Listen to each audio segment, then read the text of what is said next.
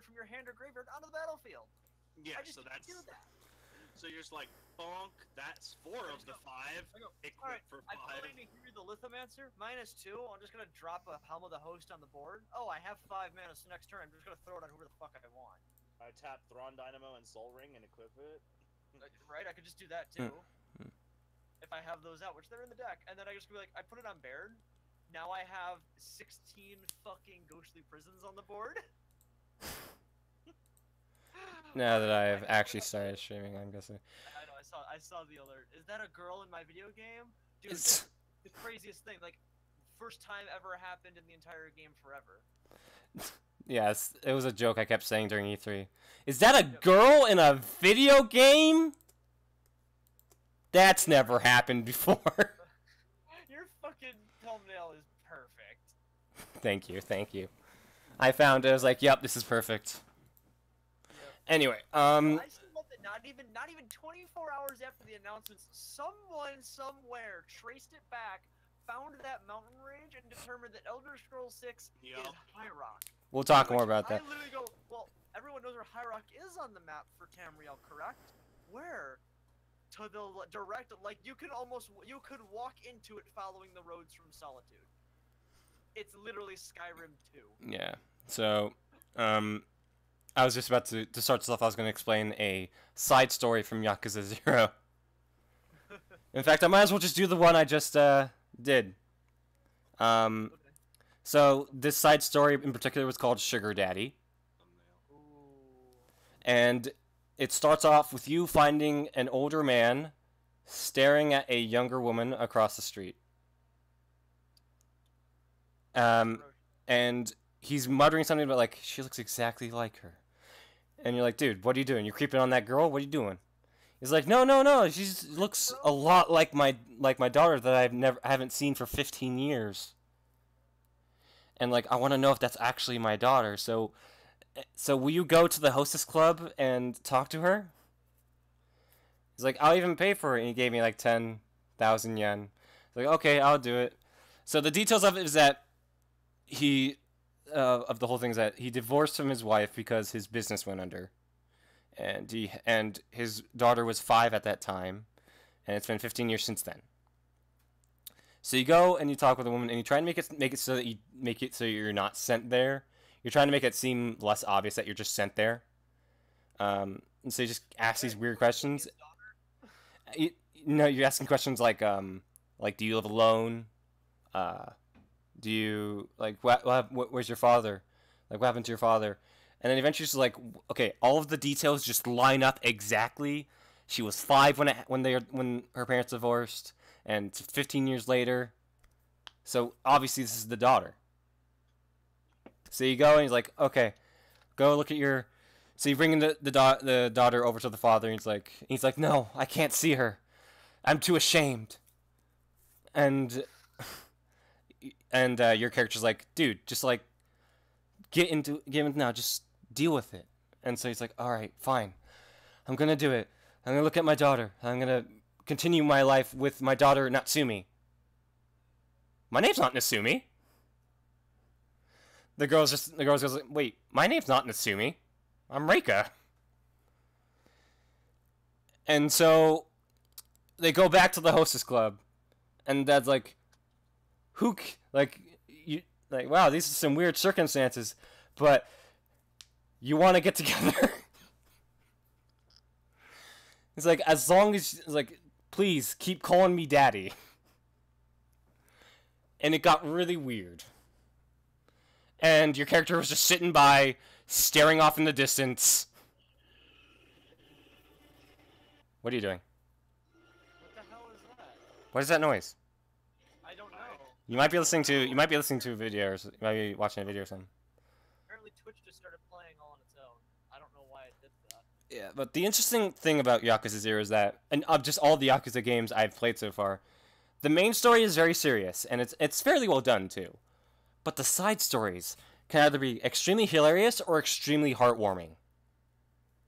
Because there's literally one where, like, you come up to this kid who's like, I'm gonna buy a game, and it's the 80s, it's like 1988, so it's like the beginning of video games, kind of. And so your kid's like, oh, video games, that's Oh, weird. Ready Player One. Shut up. And so you're like, okay, cool, have fun with your game, kid. And then you come back and the kid's crying. He's like, why are you crying? He's like, someone stole my game. And so you're like, oh, I gotta go find that. I gotta go find him. And then you run off and you find the guy and you beat him up. He's like, but dude, I don't even have the game anymore. Someone stole the game from me. It's like, really? Someone stole the game from me. He's like, oh, fuck, okay, I'll just go find that guy then. Beat him up, and he's like, someone stole the game from me! And then you finally got to the last person, he's like, beat him up, and then he's like, no, please, just don't take that game.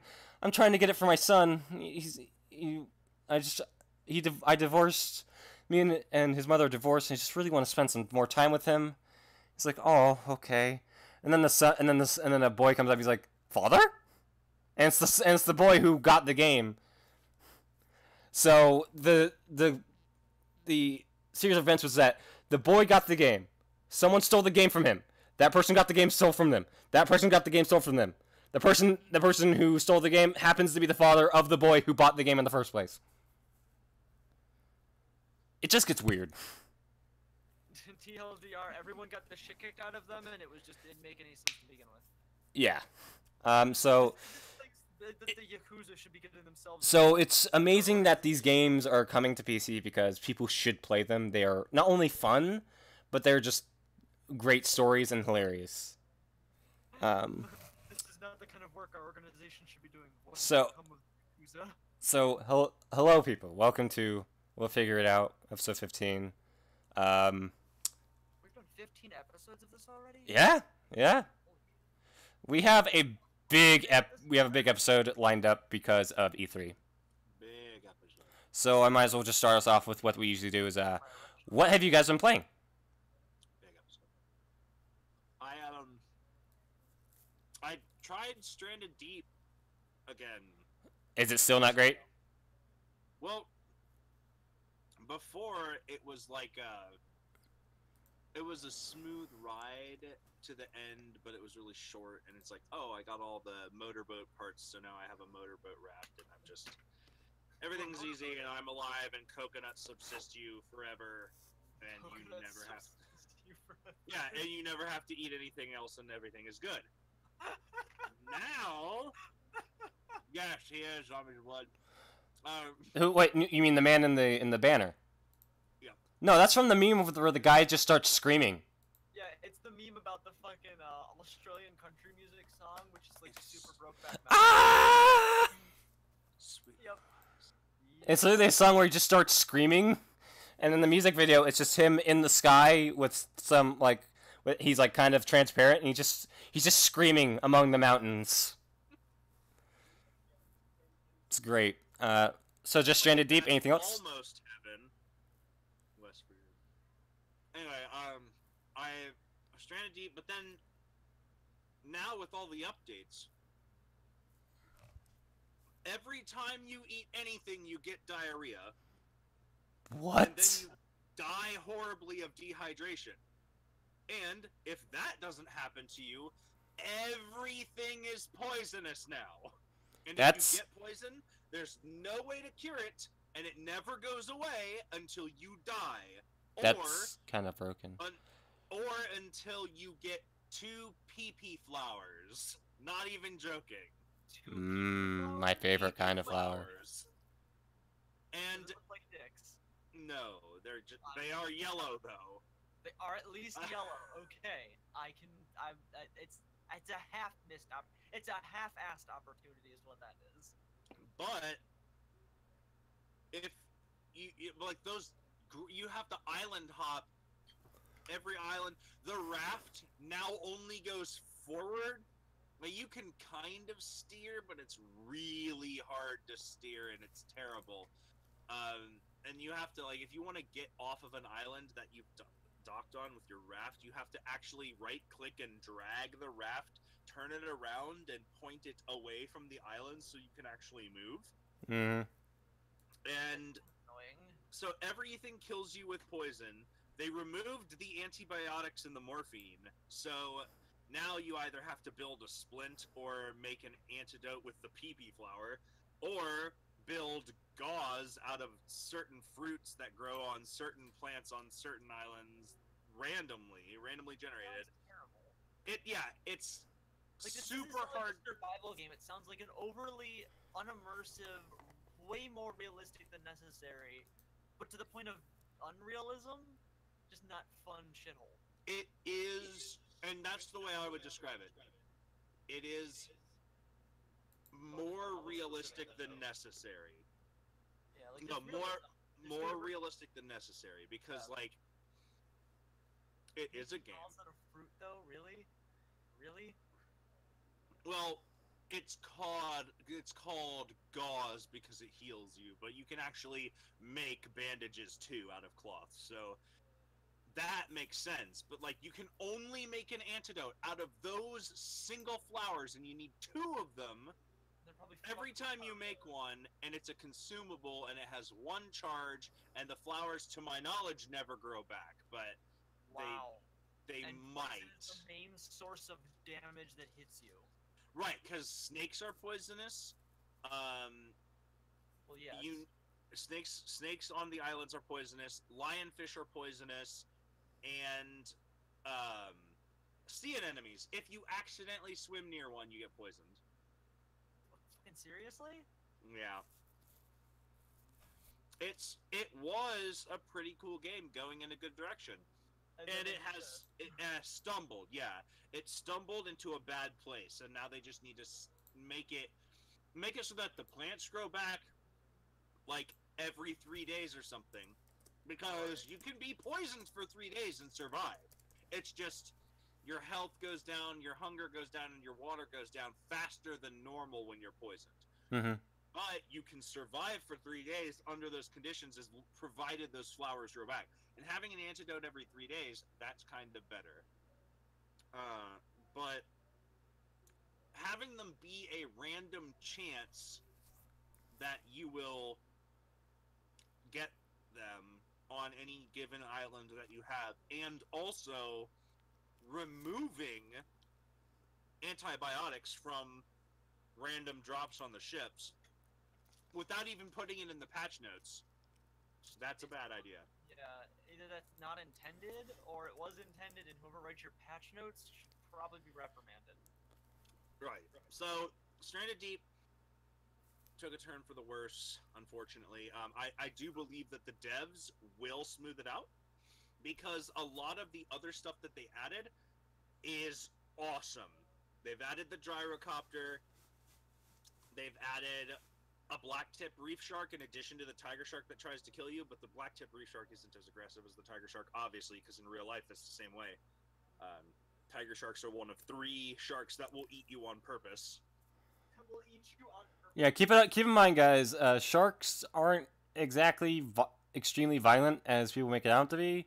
Right. The only reason people get bitten is because sharks like, is that a seal?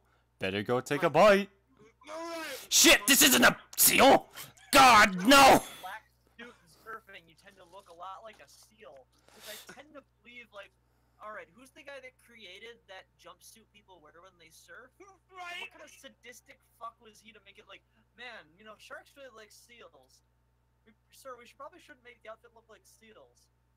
Let's make the outfit look like seals, though. And it'll be really funny, and no one will ever blame us for the attacks. Sir, no one would honestly, like, they are immediately going to blame us for the attacks because the suits make you look like a seal. No, trust me, they're never going to figure it out. 30 The years later, sharks- they still haven't figured it out. It's all the sharks' fault. The sharks, they bite into a human and go, "Gah, this tastes like pork! It's not kosher, I'm Jewish!" All sharks are actually Jewish. Yeah. They're like, ah, They all have big noses. Huh? Ah! I think we figured it out. Well, looks like I'm changing the title on the stream again. Title again. We figured it out. I really, like, all the Jewish people I've ever met in my life have always been extremely, they love levity and have always been extremely, like, fun-loving. Like, the guy that I knew, Greg Wonderland, he would have loved that joke. Yeah, it's funny. He'd be like, "Shark Jews!" well, David, But- David and Paint at work is Jewish. It's funny because we were having we're having like burgers and stuff on and bratwurst on the grill the one day, and David, our HR guy, always put it all in there, and he goes, "Shit, I forgot. David's Jewish. I don't think any of this is kosher." And then David just walks in like, "Don't worry about it, David's fine." Like, don't worry about it. Straight Deep. I don't think I've played anything else. I started a new game of Raft. I beat Raft as far as you can get into the demo or into the pre-release right now. Anyway, I really liked the direction it took, and it was like once you get to the end game, everything makes sense, and you're like, oh shit, that's why I'm on this raft. Oh my god, that's horrible. And it also leads in to the next stage of the game that they're working on, which is really cool. So I believe in the devs of Stranded Deep. I do think they'll fix that horrible death world that they've created. And then Raft has just been going well. It's fantastic. All right. Specs, how about you? Specs?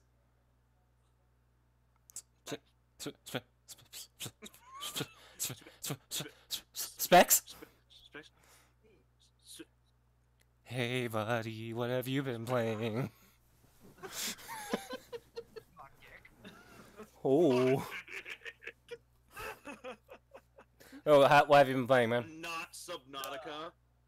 Yeah, not Subnautica, not The Evil Within, because I got home from work and then like took a nap because I was exhausted, and then woke up and was like, it's 9:30. Which is fair, yeah. Probably get on to do the show. Oh shit, I never made content for today. Oops. Alright. I'll do it tomorrow. Alright. Well, I've just been playing Yakuza 0 and My Time at Porsche. Because My Time at Porsche got a new update, and so far it's pretty good. They added a whole like new kind of area and a whole new hazardous ruin.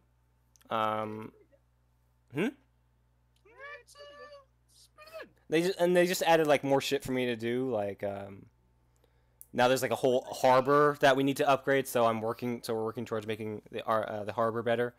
The girl, that one chick from Big Hero 6, seems to have joined the game. Cause she has like that little purple streak in her hair. Okay, so the hot chick from Big Hero. The hot chick, yes. Okay, I was like, so I said the hot chick or the nerdy chick? Yeah. Or distinct- I think the nerdy chick's in there too. Oh, well, the nerdy chick's not important. Oh. Anyway. It's not my fault. I design the character. That's all I think I've really been playing. And other than that, so I guess we just let's get to E3, huh? Yeah, how about that E3? Let's I'm gonna start by just putting all the bingo cards in a row on the screen. I said the nerdy chick is really hot, by the way. I mean, people like Velma. I mean, there are people that like Velma. Oh, here we are, the E3 2018 Yeah, bingo like me. card for Xbox. Yeah. I missed part of this setup because I was at work that day. When I got home, Oh, we have bingo cards. Yes, I have the rest of the bingo cards lined up right now. Yeah. So you should just see my sources list right now. It is fucking huge. So, E3 was good. That's it. It was good. It has yet to beat 2016 for me, because 2016 was like, first of all, it was like Nintendo was great, Sony was great. I think that might have been I'm not sure if that was the first time Devolver had their first conference, but Microsoft was okay, I guess. I'm definitely not going to miss Devolver conferences in the future, that's for sure. This was their first one, wasn't it? Yeah, I mean, I was even given the fucking GIF versus GIF argument, and a dude exploded. What the fuck? Yeah, we'll get to that, but first let's talk about Microsoft. Microsoft. So here's the Microsoft bingo card right in front of us right now on the screen. We've already talked about it. It's just a whole bunch of shit, and so let's just skip ahead of everything and just get to the result. Let's get this nonsense I have two two bingos. Yeah, it's like we got a double bingo on this one, right? Yeah, it's a double bingo. I gave it a B grade. So yeah, lots of course, a lot of the stuff did come true. Microsoft was good. I'll give it that. But I also rank a E3 conference based on like, does this persuade me to get the console that they own? No, because I don't really care much about Halo and I don't care much about Gears of War. I know AJ was freaking out. There is a new Halo game out, but I've actually spoken with AJ since E3, and he agrees with me. I'm excited for the new Halo, But cautious. I'm hesitant because of the fact that 343 has not proven that they can even handle the franchise, let alone make me a game worth playing. Because this thing, they got an art director who's able to make the game look like it belonged in the Halo universe again. They were able to do that. You have an art director that makes it look like the traditional Halo series again. But if that's it, if that's all the staff management that they did, then they're exactly. As you said, it's made to look good. Yeah, like whenever I hear like, man, that trailer really makes that game look good, I'm like, good, then it did its job. It did its job. Every trailer is meant to make make a certain thing look good. So yeah, and they also had a little thing about like Game Pass, which nobody gave a shit about. I think we all just started talking when they started talking about Game Pass, because who cares? Yeah, exactly. The few announcements or the few like things they showed that I did like a lot were first of all Metro Exodus, which is the reload porn game. The reload porn game. Because that game is so good at making guns look great and making gun reload animations look amazing. Yeah. So I'm excited for that. Cyberpunk 2077 looks great. What was that just spelled? I have no idea. That was a Pringles can. Oh, okay. And they also showed the next From Software game, Yes. Sekiro: Shadows Die Twice. Looks interesting. Yet to disappoint me, so I am excited for that. It does look good. It does look good. And as for that was about all I was interested in. Dying Light 2 looked cool, but Dying Light 1, I love Dying Light. Don't get me wrong. But I'm cautious. Right, which is fair. It's fair to be What else? Okay, so they show Forza 4, Forza Horizon 4. Or as we also know it as Fast is Fast, Fun Fun. Yeah, as we know it as it's Fun. let's see. Yeah, fastest fast fun 4. Yes. Yep, that's Fun Fun. That sounds like what would happen if Forza was made by a Japanese company. Yep. And yeah, it looks okay. I mean, I'm not into racing games all that much, so I don't really give a shit. Let's see. Phil Spencer sadly did not change his shirts, but he was back with a hip new shirt. He was back with a hip new shirt this year. He absolutely was, but there were not multiple shirts, and I was a little disappointed. Yes. I still crossed it out because, why not? Even if it wasn't crossed out, I still would have gotten both bingos. Microsoft still doesn't realize Mixer's dead. No, they don't realize.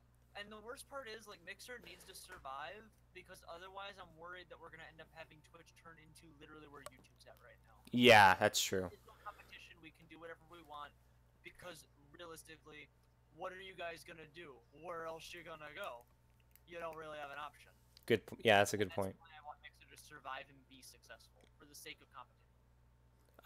Let's see. They also showed a game called Jump Force, which is basically, let's take all the characters from Shonen Jump mangas and put them in a fighting game. Hey guys, what if we made our own Smash Brothers, but used everything from anime?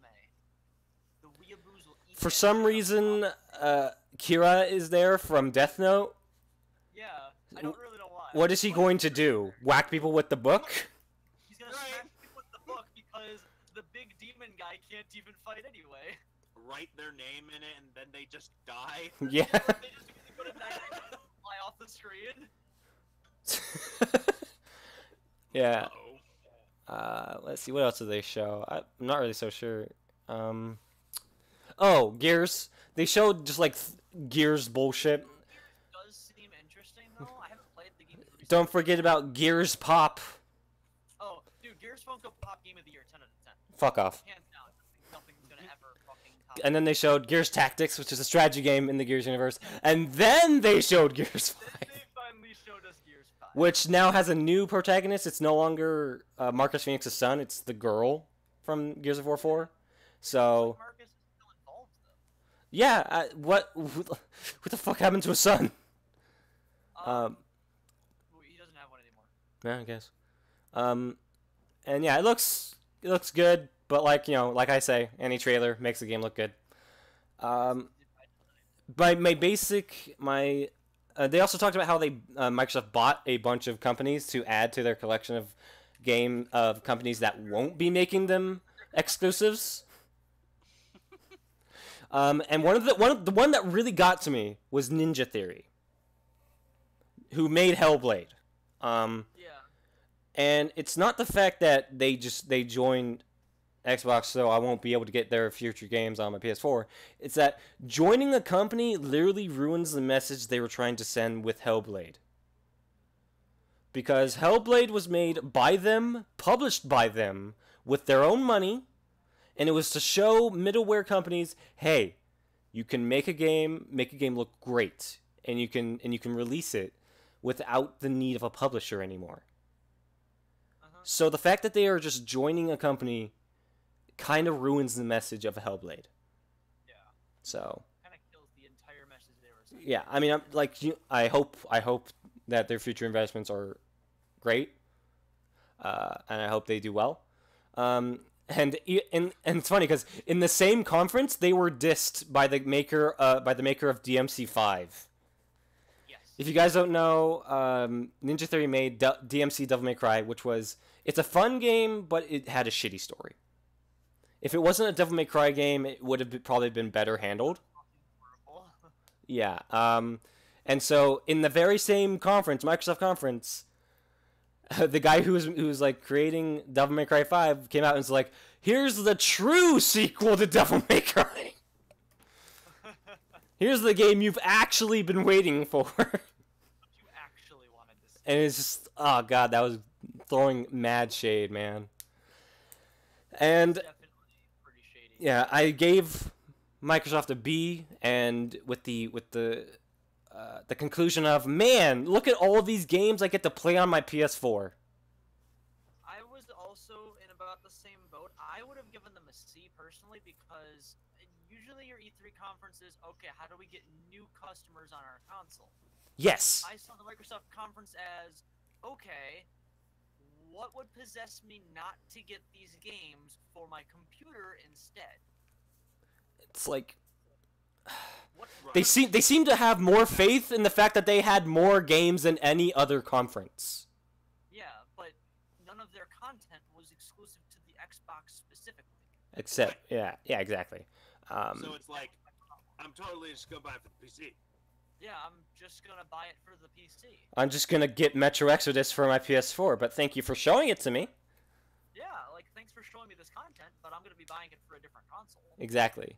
Like, if they were like sitting here like, oh, we're totally gonna be fine, we're gonna have Halo's gonna carry our console again. Like, guys, 3M3 ain't doing its job. They really kind of ruined that entire franchise. Exactly. And another thing. Only Oh, sorry. People go and say, oh, how come Bungie doesn't just keep making the Halo series?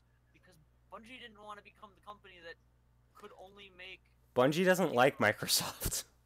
that too. They really don't like Microsoft. But they also didn't want to be the company that, okay, we make Halo and no one's ever going to play anything by us ever again. Exactly. Which is still happening, but anyway. With their choice of going over to Activision. to make Same with FromSoft. Why the fuck is Sekiro being published by Activision? Yeah, I don't know. I'm very scared. Yeah, like honestly, that's one of the biggest reasons I don't play Destiny. I only keep playing Blizzard games because I don't ever see Activision's name on a single Blizzard game. Yeah. But I won't pick up Destiny because I just don't trust Activision. Another thing about Microsoft conference is that it had nothing special to it. It was just a bit boring. Sony had at least people like playing music to set the tone, which was pretty cool. Which is really cool. And we'll get to Sony in a minute, but yeah, okay, we'll touch that later. Okay, so Microsoft conference, I gave it a B. It's fine. It was a good conference. I'll give them that. It was better than last year and the year before that. Specs and Fires is C. No, Zombies Blood. That's not what I meant by boring. Sure, the games they showed were exciting, but they didn't really set a mood. They just said like, here's a bunch of games. Stuff. Like it's like Sony always starts off with like some sort of like music or orchestra. They try to set a mood to start off. Yeah, so even then, I'm not exactly extremely excited for DMC5 though. Why not? I'm saying I'm not excited, but I'm probably gonna get it. It looks cool. Probably still gonna get it, even though I'm not excited. I only have so much excitement to pass around, man. I can only use so much excitement at one time. If I get too excited, well, yeah. There's just nothing I can do with that. Then I get too excited, then I want to go to sleep. But yeah, it was cool of them. Oh yeah, they also announced a new Battletoads, but who cares? Anyway. Who the hell is excited for Battletoads? They showed some like DLC for Sea of Thieves. The only reason I'd ever consider Xbox anything is to play Battletoads. What the hell? That's like one of the best games ever. I've honestly never played Battletoads, but I've never heard anything It's bad. hard as fuck. It's meant to. I've ever heard about it. It's one of the hardest games ever I've made, always like told people, Contra though, level hard. I've always told people like though games back then were hard. They were meant to be hard because they couldn't put much on the cartridge, so they had to make it hard so that it would be spaced out. Because you figure back then you were still paying 30, 40, 50 bucks for a game. It had to be worth your time. Actually buy it and then play it. Yeah. So. Yeah, Microsoft had a good conference. Anyway, moving on to Bethesda. Skyrim. No, we'll get to that. This is it. I think we talked a lot about it. I think we talked about it last time. So let's just move on to the result. I have one bingo. Yeah, there was only one Just bingo. one. I was surprised that we only got one bingo at the Bethesda conference. I was expecting more than that. Yeah. I feel like us only getting one bingo actually is Todd telling us sweet little lies. And Little lies. Which we did get that one crossed off.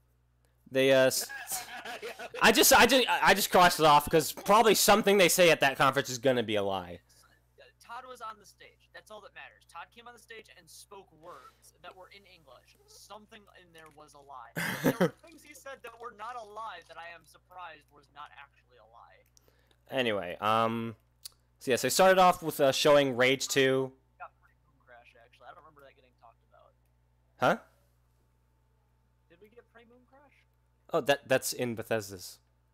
Oh, it is. Oh, right. That came. Yeah, they started off with Andrew WK coming out on stage and playing music. Which was cool, but unexpected. Cool, but not exactly necessary. Yeah, I Not don't know if it necessary, was- but at least it was in theme. And then Pete Hines came out and go like, "Hey, hey Walmart, fuck you guys." I hadn't played Rage 1, so I didn't understand how he was relevant to be playing. He wasn't? He's the theme song. The theme song for Rage 2 is Let's Get Ready to Die. Yeah, and so yeah, they showed Rage 2. Pete Hines was like, "Thanks Walmart for keeping the secret." So, yeah, Right? Yeah, Pete Hines calls Walmart out for fucking Thanks, up. Walmart. Yeah, and I that's why I crossed out Pete mocked someone on stage. Yep, Reggie Fils-Aimé did a similar thing Yes. actually during Nintendo Treehouse. Pete mocked someone on stage. Yeah, so Rage 2 looks cool. I guess the one problem people had with Rage 1 was that it just looked too bland. It wasn't super colorful. And with this one, they are changing that. It looks very colorful, looks very bright, and looks like they are starting to take themselves less seriously and have a lot more fun. Which is what Rage should be. Yes. Legitimately surprised you didn't cross off any remaster or remake or more epic Skyrim ports we all really wanted. Well, we'll get to that. Actually, that's why isn't that one crossed off? Mind Because I only realized it was an actual thing after the conference. What we were given, Drew, we did not believe. That's fair. That's fair. I guess you already know? Drew, are you aware of what we got? Okay, so I'm just gonna like, go ahead and skip through everything they announced afterwards because it was just a bunch of DLC. Wolfenstein with co-op now. Forgot Doom Eternal. There's Doom Eternal. Oh yeah, Doom Eternal is coming out. Oh, New yeah. Wolfenstein expansion's pretty cool. Doom. Yes, Doom. They just showed a teaser, but you know. Oh, the teaser's so good. But Pain Drew. Elemental. But Drew, so our Lord and Savior, God Howard, walks out on stage, tells us about some cool new things, and then asks us, now I know what you guys are all thinking. You're probably wondering, where am I gonna put Skyrim next? Now, Yes. me and the guys all thought about it. And Deliberation, but we think we found the best spot to take Skyrim next. a video starts. Michael Keegan Key Yep. comes out. On screen. He reaches for his Nintendo Switch. He's like, no. Reaches for his Xbox controller. No. And then he's goes like, Alexa, play Skyrim. Alexa, play Skyrim. And he's playing Skyrim on his Alexa Echo device. And we're all laughing, thinking it's hilarious. Oh my god, it's a funny joke. Man, it's such a funny joke. It's a real thing. It's an actual thing you can download for your Alexa. Oh my god. I You had are no joking. idea, but we actually did get more epic Skyrim ports. Nobody actually. So, asked for. yeah, that's. Holy crap, that's real. I didn't realize it was a real thing until after I was done with the bingo card. So we never actually. That went is back. Wow, these insane. things are fucking dangerous. So it's like, man, Todd, you madman. Todd, you fucking. But Todd seems to have embraced himself as a meme. Yep, Todd which is has- great. Instead of pushing away from the meme, Todd has leaned into the meme hard. He, yeah. So they also showed. Let's see. They also showed Fallout 76. It looks cool. Shooting Fallout 76, it looks good, but I do have some thoughts. Doubts.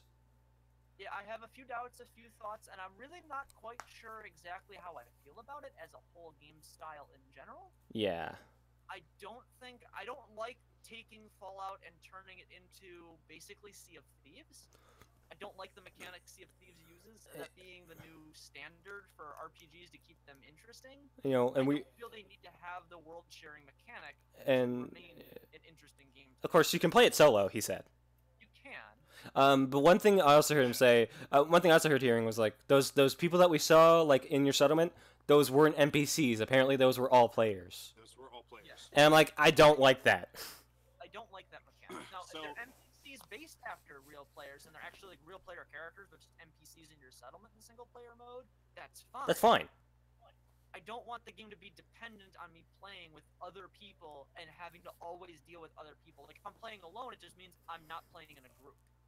But I still have to play with other people out there. I don't like that idea. I completely Because then agree with Specs. the game goes from being, okay, what the one game is, okay, I have to go find my son. Okay, I have to go find my dad. Okay, or no, it was I have to go find my dad. Then it was I have to go find my son. Now it's I have to go Okay. find. I had to go XX, find the Holy Ghost. XXX pussy destroyer XX's. the shit out of it. And that's what the game becomes.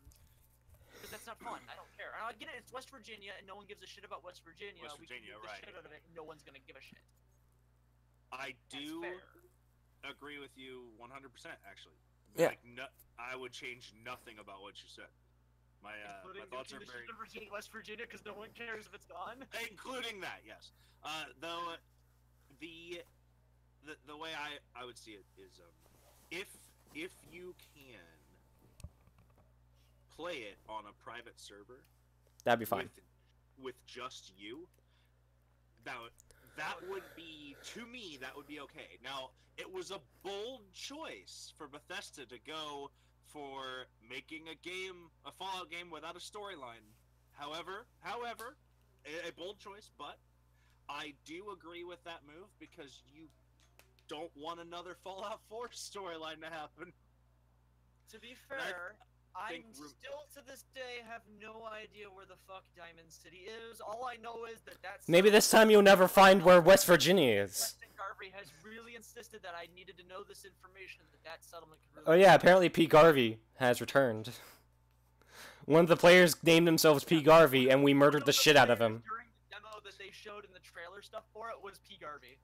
Nice. And he was murdered. He was fucking murdered. No, he was fucking deleted. He was- wasn't even murdered. He was fucking deleted. It was a good. I think it was a good choice to not do a story mode. Yes. I wish there was a single player mode, but I think it was a good choice to in the middle between 4 and 5.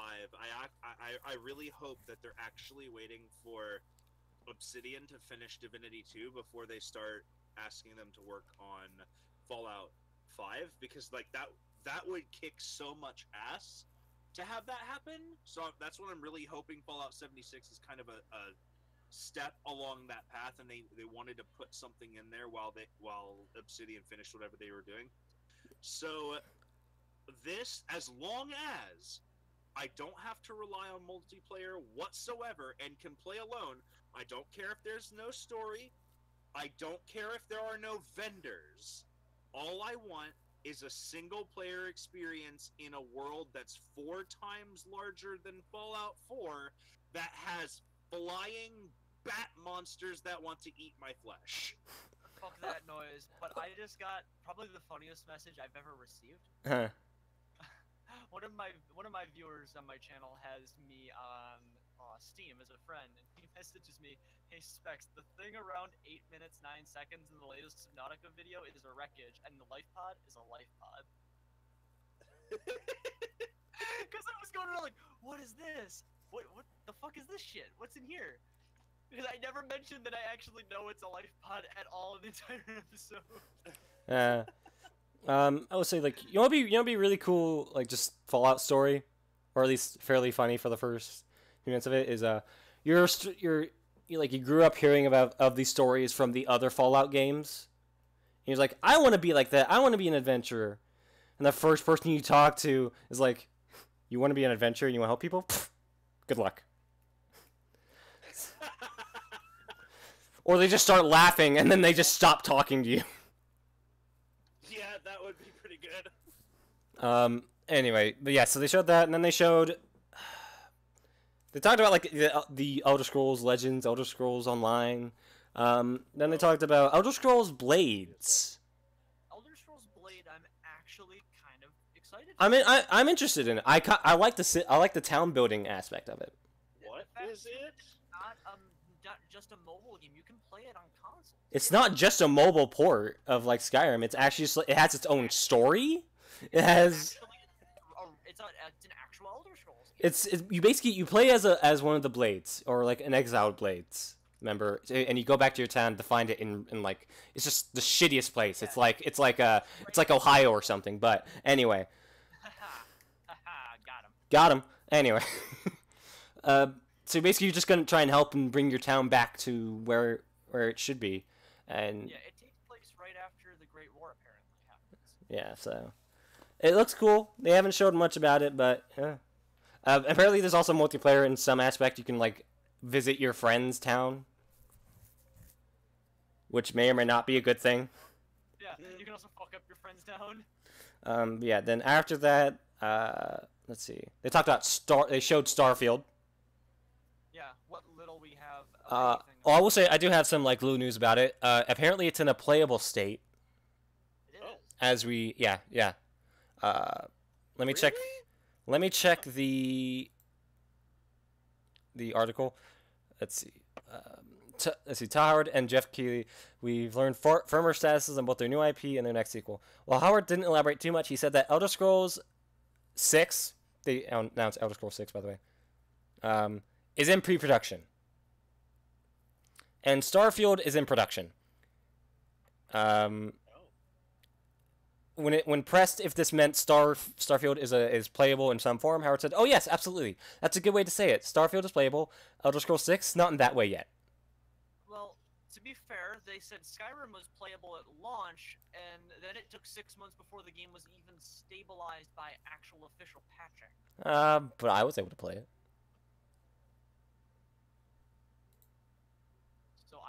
question if that was a lie or not, because I don't know if Todd Hmm. Howard knows what the definition of being in a playable state. I mean, I was able to play Skyrim when it came out. I had many issues of the game crashing, and I was on the console version. Ah, that was the problem. You're just dumb. I also have, to this day, still have issues with when you enter certain dungeons in the game will just crash to desktop and then corrupt the save concurrently, and you have to entirely uninstall and reinstall. the Yeah, game. so they ended it up. They ended it off by showing Elder Scrolls 6, and apparently it's gonna be in High Rock. Yeah, after someone took the last 24 hours after the announcement, Some fucking nerd. data, like sit and like cross-reference all known maps of Tamriel to figure out exactly. I'll be right back. I have to go to the what bathroom. range was, and it ended up being in High Rock, which to me is just Skyrim 2 because it's literally a stone's throw. You could technically walk into High Rock from a road in Skyrim. The only thing stopping you is invisible walls preventing you from leaving the map. So that's definitely a thing. That has me just expecting to see Elder Scrolls 6 Skyrim 2 as the official full title. Oh shit. I don't want to deal with that. I really don't want to deal with that. I'm gonna leave that infamous Abyss of Doom of Fear right fucking there. Okay, I'm back. Okay, you're back. So yeah, that was the end of the Bethesda conference, and I gave it a B+ because it showed games I'm interested in. Cause like, between Microsoft and Bethesda, thing is Bethesda, their obligation is to make me want to buy their games. Microsoft's obligation is to make me want to buy their console. Right. Yeah. So yeah, Bethesda's conference was pretty good. I think them joking about the whole meme thing was a really Them good. leaning into the theme was probably the best thing they could have done. Yeah. So now that we're done with that, let's move on to my favorite conference, Devolver Digital. That was more than I was expecting. When you said to expect something crazy, I Did I tell you that? quite don't understand what you meant. Okay. Well, basically You told me, to like, don't expect this to be a normal conference. And I'm like, what do you mean? You said you'll see. Have you ever seen one of these before? And I said no, and you went, oh, you're in for a treat then. What do you mean? And then the conference ended, and I went, freelance. I know what you mean now. What the fuck did we just watch? So, for those of you who don't know, Devolver Digital they're publishers of like indie games. And so far all of the game most of the games they published I've been playing and I enjoy. Hotline Miami 1 and 2 were good. I like Hotline Miami 1 much more. But Ruiner was fun. Absolver was fun. Basically, it seems they look for developers who actually have an interesting video game idea, and they just give them money. That seems to be what they're going for, and I wholeheartedly love that.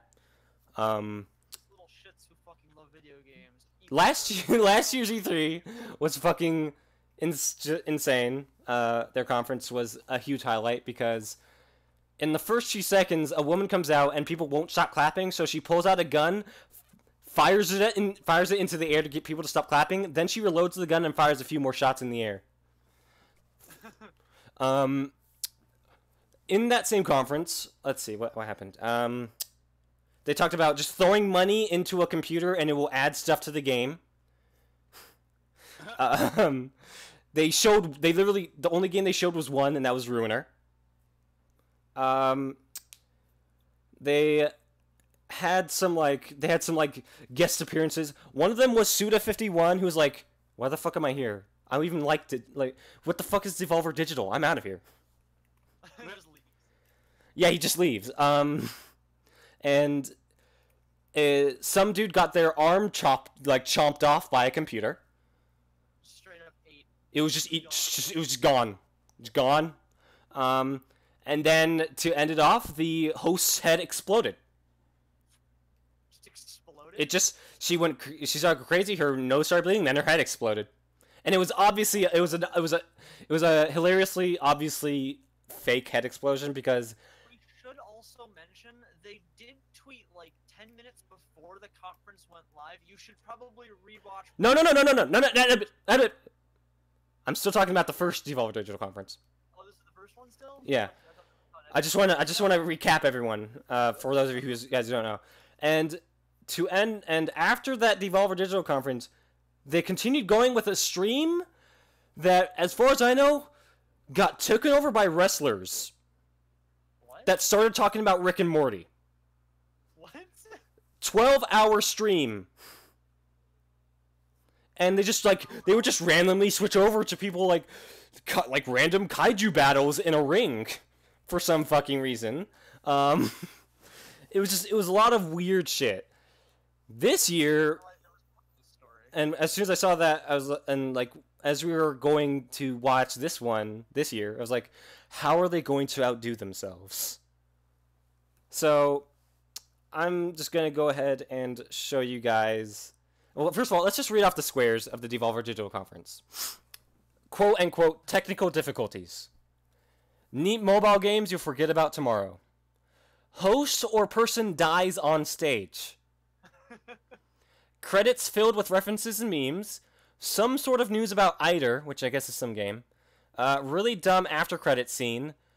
The game, quote unquote, the game plays you. Hotline Miami 3, and it's still cool. Host is tied up in Twitter gaming, quote unquote, politics. Talos Principle 2. Joke about how last year's conference was better. Someone gets bored on set.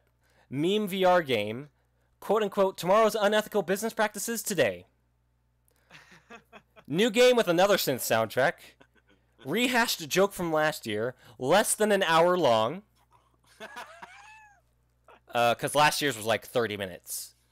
Game is revealed. Looks good, but no clue what it's about. Floor gets super dirty. What? Yeah, that's the thing. Why? Because last year blood was all over the floor. There was blood everywhere. Someone's head exploded, Drew. Didn't know that. I didn't watch E3. I just talked about it. Where were you? Oh, I'm sorry. I was facing out then. Some game for the Atari VCS is announced. Not totally impossible is the worst part. Pathologic 2, which is a game I still need to start playing because it's actually really cool. Anyway, indirectly talking other publishers.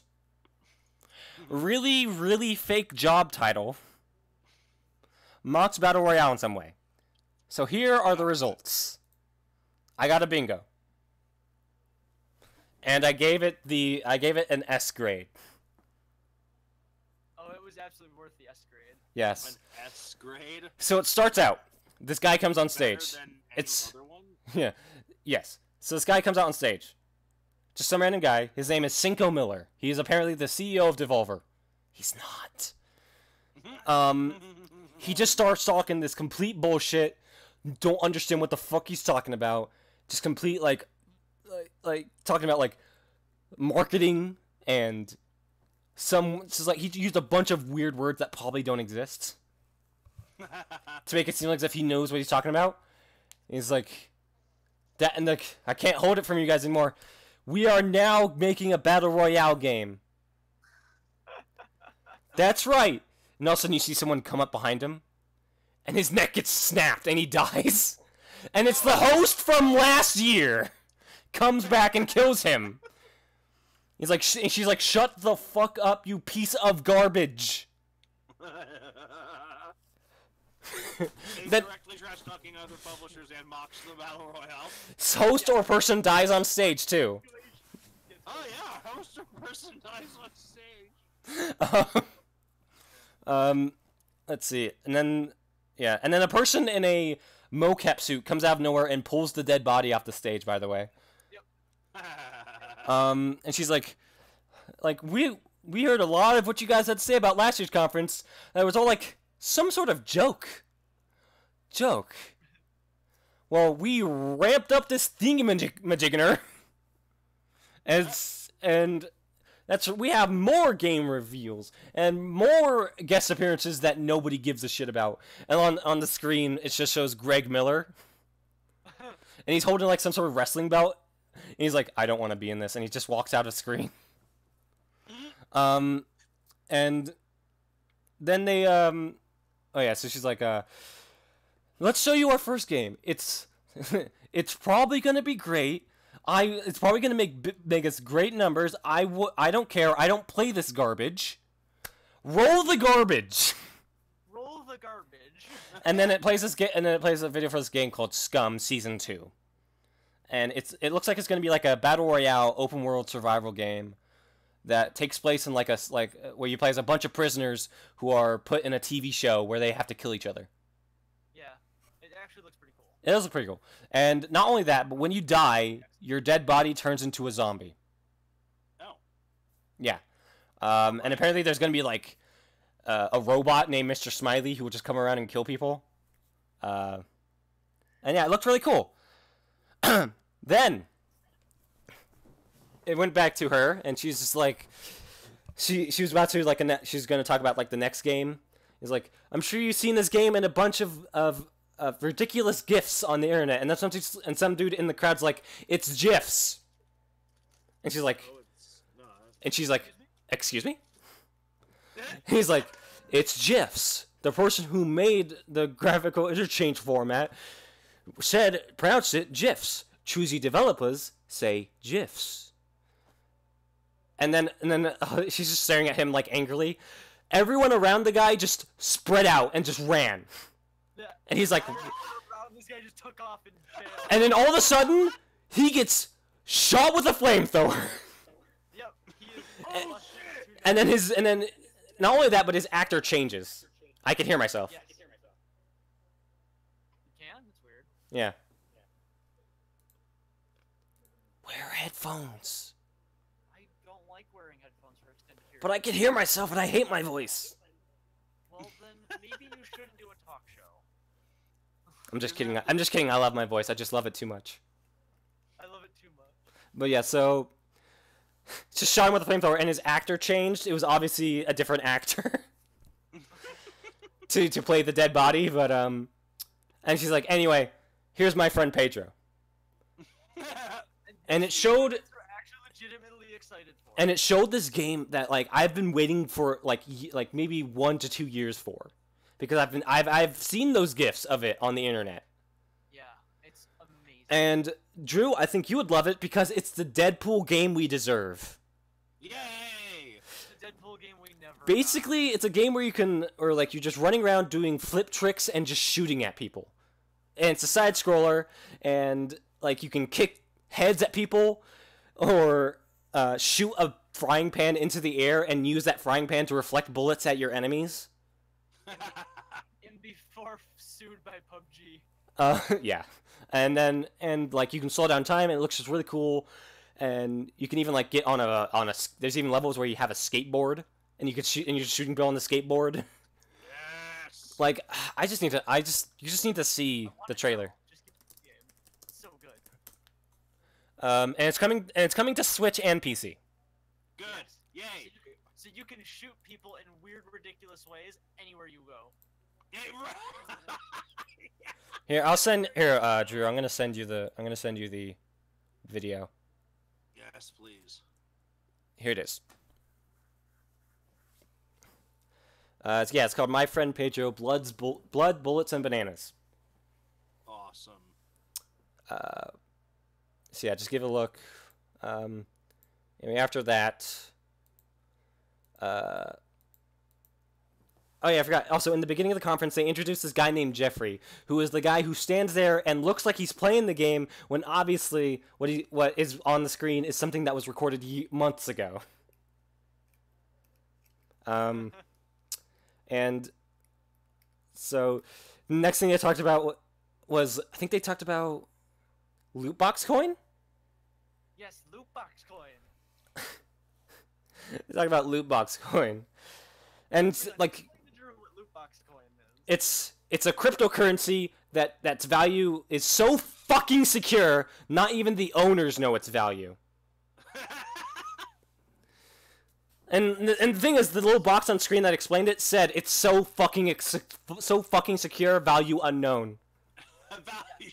The value of this currency changes This video is incredible. And its own pace. So Yeah, however it's long- great. And then she's like, can you buy anything with it? Probably not. Does the U.S. regard it as a form of gambling? Fuck if I care. It's like, so go on to devolverdigital.com right now and check it out. And the pause was there, by the way. Yeah, the pause was. And before she even like explained it, she was like, and we're getting something you guys have all been waiting for. Loot boxes. And her delivery of that was amazing. But yeah, so she licks the coin and throws it. Yep, just throws it, licks it, and then just chucks it. And thing is, it's real. Oh yeah. What? You can buy a physical loot box coin. The price changes on the hour by the hour. Oh my god. At one point it was $113. Another point it was $150. Yep. But it's a physical coin. It's a physical coin. I'm gonna look it up right now. Let's see. So fucking secure. Oh, the item isn't currently available anymore. I guess it sold out. I guess everyone bought the loot box coin. Oh.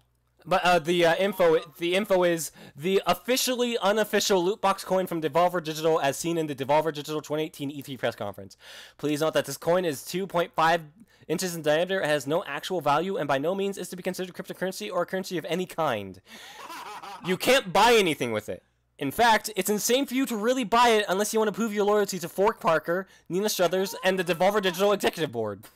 Nina Struthers is the host, by the way. You can't buy anything with it. In fact, it's insane for you to really. It's just... But you gotta prove your devout loyalty to these people. Anyway, after my friend Pedro, they came on stage. She's like, she started talking about. This was the best conference. Hold on, it's not even done yet. They have one last bomb to drop, by the way. Oh wow. One actual game to drop. But she came out and she was like, we know how much you guys care about your nostalgic little games, like, and she talks about because we know that we've known that developers have been making these tiny little cute boxes of nostalgia that filled with all these old games that you remember and will probably remember isn't that good when you play it again. And so we she's like we don't understand why the fuck you guys like this shit, but who are we to give you guys this experience and not disconnect you from your money. And so she's like, so I introduce the Devolver Digital Classic. And then he's like, Jeffrey, and he's like, yes, mother. He's like, please come out here and show people the Devolver Digital Classic. It's like, so as she's explaining what's in it, all these bullshit mechanics, he's looking, he's like, this is a Sega Dreamcast painted a different color. Sega Dreamcast painted a different color? And she's like, shut up, Jeffrey.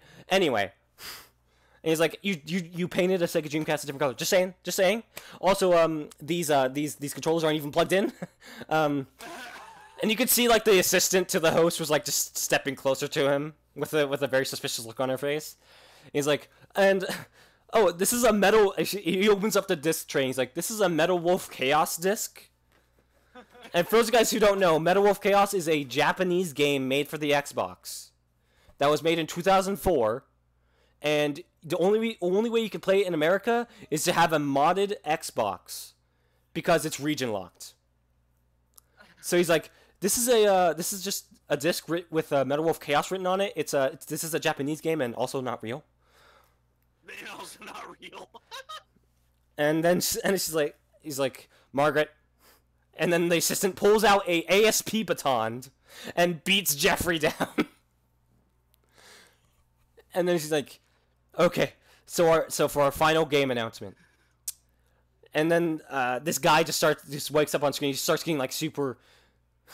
This guy just starts getting super excited because she's starting to talk about leading up to her announcement of what Metal of Chaos. He's like, people, Like this game, holy fucking shit. She's like, that's right, Metal Wolf Chaos, and the guy on the skate just he literally explodes and covers her in blood. And then it switches to like the trailer for Metal Wolf Chaos, and it shows us like it's a From Software game, by the way, made by FromSoft. So it pans to outside the White House. The front windows explode and a mech jumps out, screaming, "Let's party!" So let me just tell you the basic synopsis of Metal Wolf Chaos. You are the president of the United States, Michael Wilson. And America has been taken over by your vice president, Richard Hawke. So you have to get into a mech and save America. Yep. And after that, like, so apparently they're actually gonna be localizing Metal Wolf Chaos to America.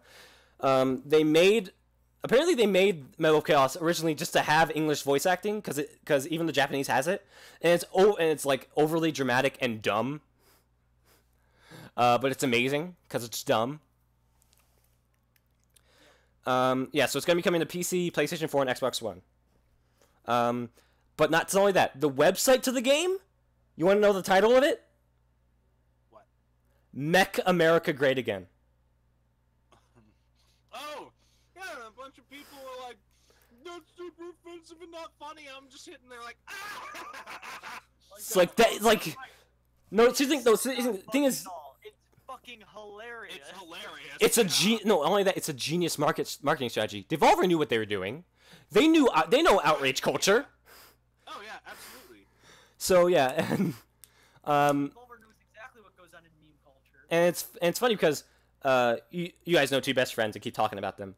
There was an interview from the guys who are like remaking Metal Wolf Chaos. It's like, oh yeah, we got the idea to make the game because we saw this very famous Let's Play of two best friends playing Metal Wolf Chaos, and we was like, we should remake that game. So it's just to me, it's just like they actually name dropped them. Two best friends have influenced the gaming industry. Yeah, that's awesome. Holy crap! I didn't know they were that famous. Yeah. Really made it. Well, that just shows how much like Devolver Digital is like fairly down to earth. Yeah. Anyway. They actually give a shit about the people around gaming, not just we make games to make monies. Yeah. No, they totally just make this garbage, so you pay for this garbage. Anyway, and after that trailer, they finished off and they had the trailer, and they're like, okay, that's the conference, goodbye. And then the credits started rolling, but then all of a sudden out of nowhere, someone just screams, Nina! And like the credits roll back up, and it goes back to Nina, and she's like just walking back out, and she's like, what? And then it just shows this guy in like this cloak with an eye patch and a cigar, and he's like, Nina! And then he stands up, and it's the guy and he like pulls back his cloak, and he has a gun on his arm, and it's the guy whose arm got chopped off last year. So it's obviously like a repainted Nerf gun, but he takes it and he just starts shooting Nina, and she just starts getting just shot with thousands of bullets. And then at one point when it cuts back to the guy holding the gun switches arms, by the way. Yeah.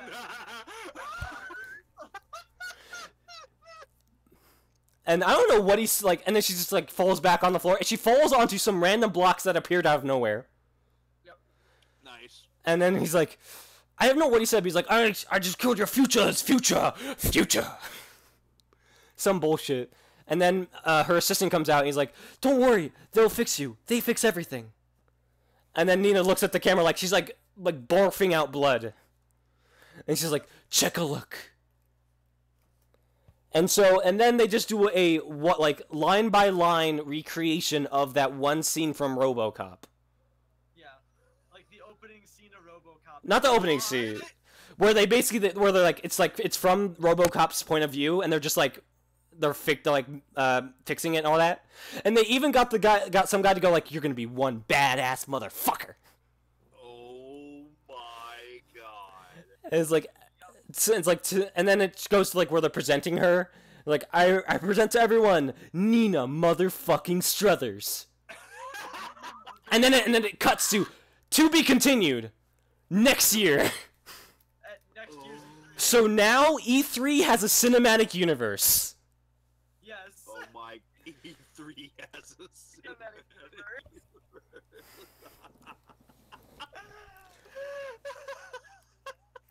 But and Drew, that is why Devolver Digital earned an S rank on its grading. That's why Devolver Digital earned the meme grade.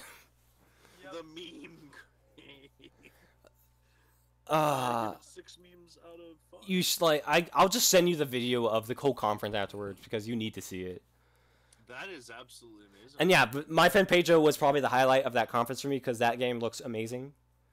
It really does. It made me learn who Devolver Digital actually is, and I'm super excited. Yeah. My Friend Pedro looks like the most fun shoot 'em up, side-scrolling. Deadpool wannabe. Like, I'm sure there's gonna be some mod that allows you to make him Deadpool. I wouldn't doubt there's gonna be a thing that makes him look like Deadpool. Like I would expect that to be out within the first 48 hours of the game launch. Yes. Like, I mean, the character model is built for it. He's even wearing, like, a mask. He already looks like Wade Wilson in different colors. Yeah. Anyway, so that was Devolver Digital, and that was the end of E3 Day 2. Yep. So, it was a rather good day, I would say. Good day. It was a really good day. Anyway, so let's move on to the next day, which we had to wake up fairly early for, to watch the Square Enix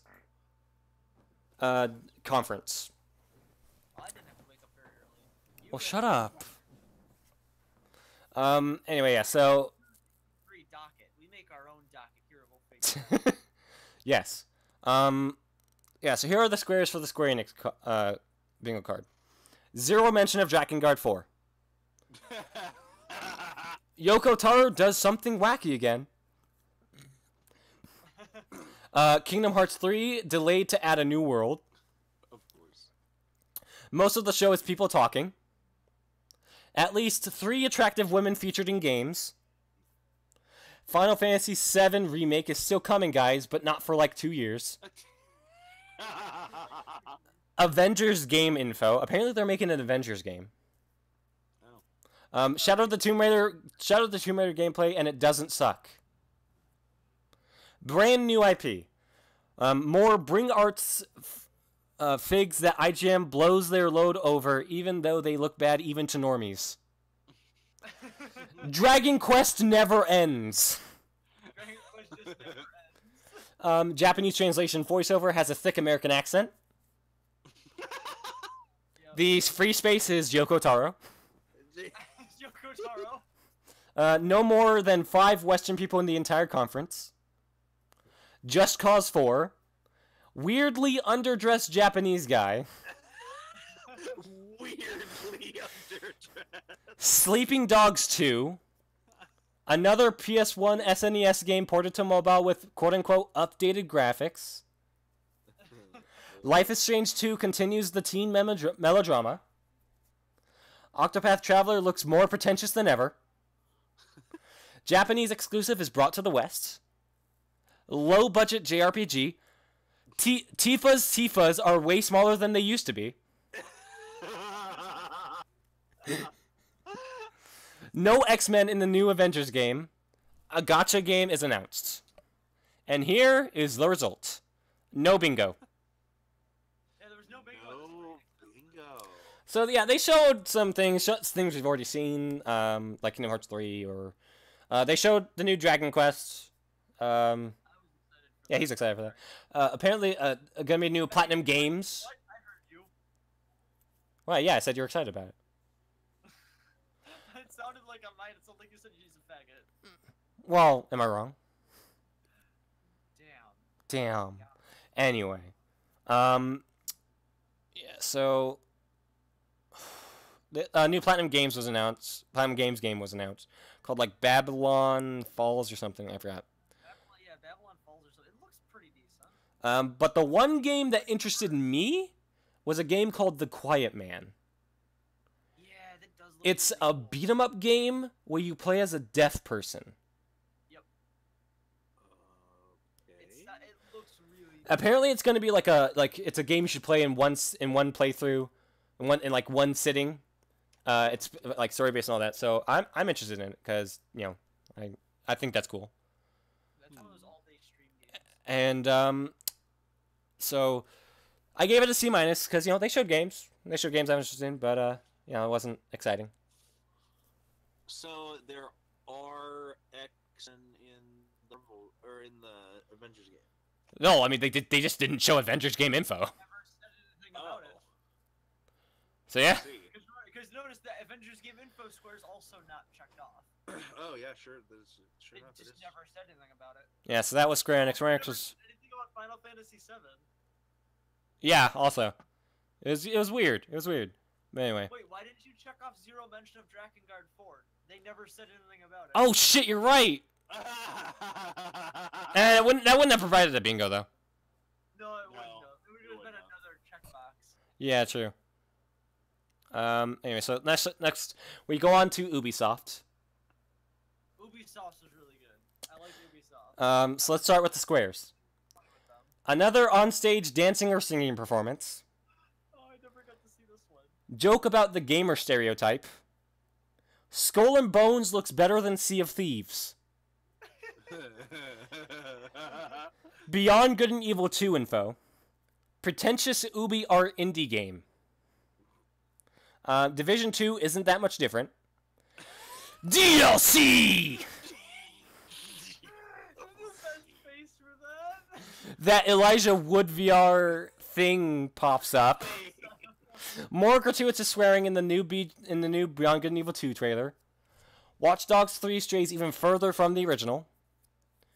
New Splinter Cell actually looks good. Attempts to cash in on the Battle Royale hype. This free space is Yves Guillemot, who is the CEO of Ubisoft. What's he holding? He's holding. I don't know if you've seen last year's E3, but when they were announcing Mario and Rabbids Kingdom Battle, Oh, okay. him and Miyamoto had these blasters out. Anyway, Tom Clancy is pronounced incorrectly several times. Just Dance 2019 still releasing on outdated consoles. The Rabbids completely ruin a big name IP this time. Rayman HD Trilogy or an actual new game. Really bad forced memes. God, I fucking wish I had a translator. James Cameron comes on to talk about the Avatar game. Camera makes close-up shot or a visibly uncomfortable audience member. Totally legit voice comms during gameplay. Not how people talk. Ubisoft forgets toy to game is dead and still pushes Starlink. Like Skylanders. Yeah. Oh yeah. And, It's actually more like the Lego game that they made. a quote-unquote innovative and daring new IP. Game Ubi likely won't mention again until E3 2019. Here is the result.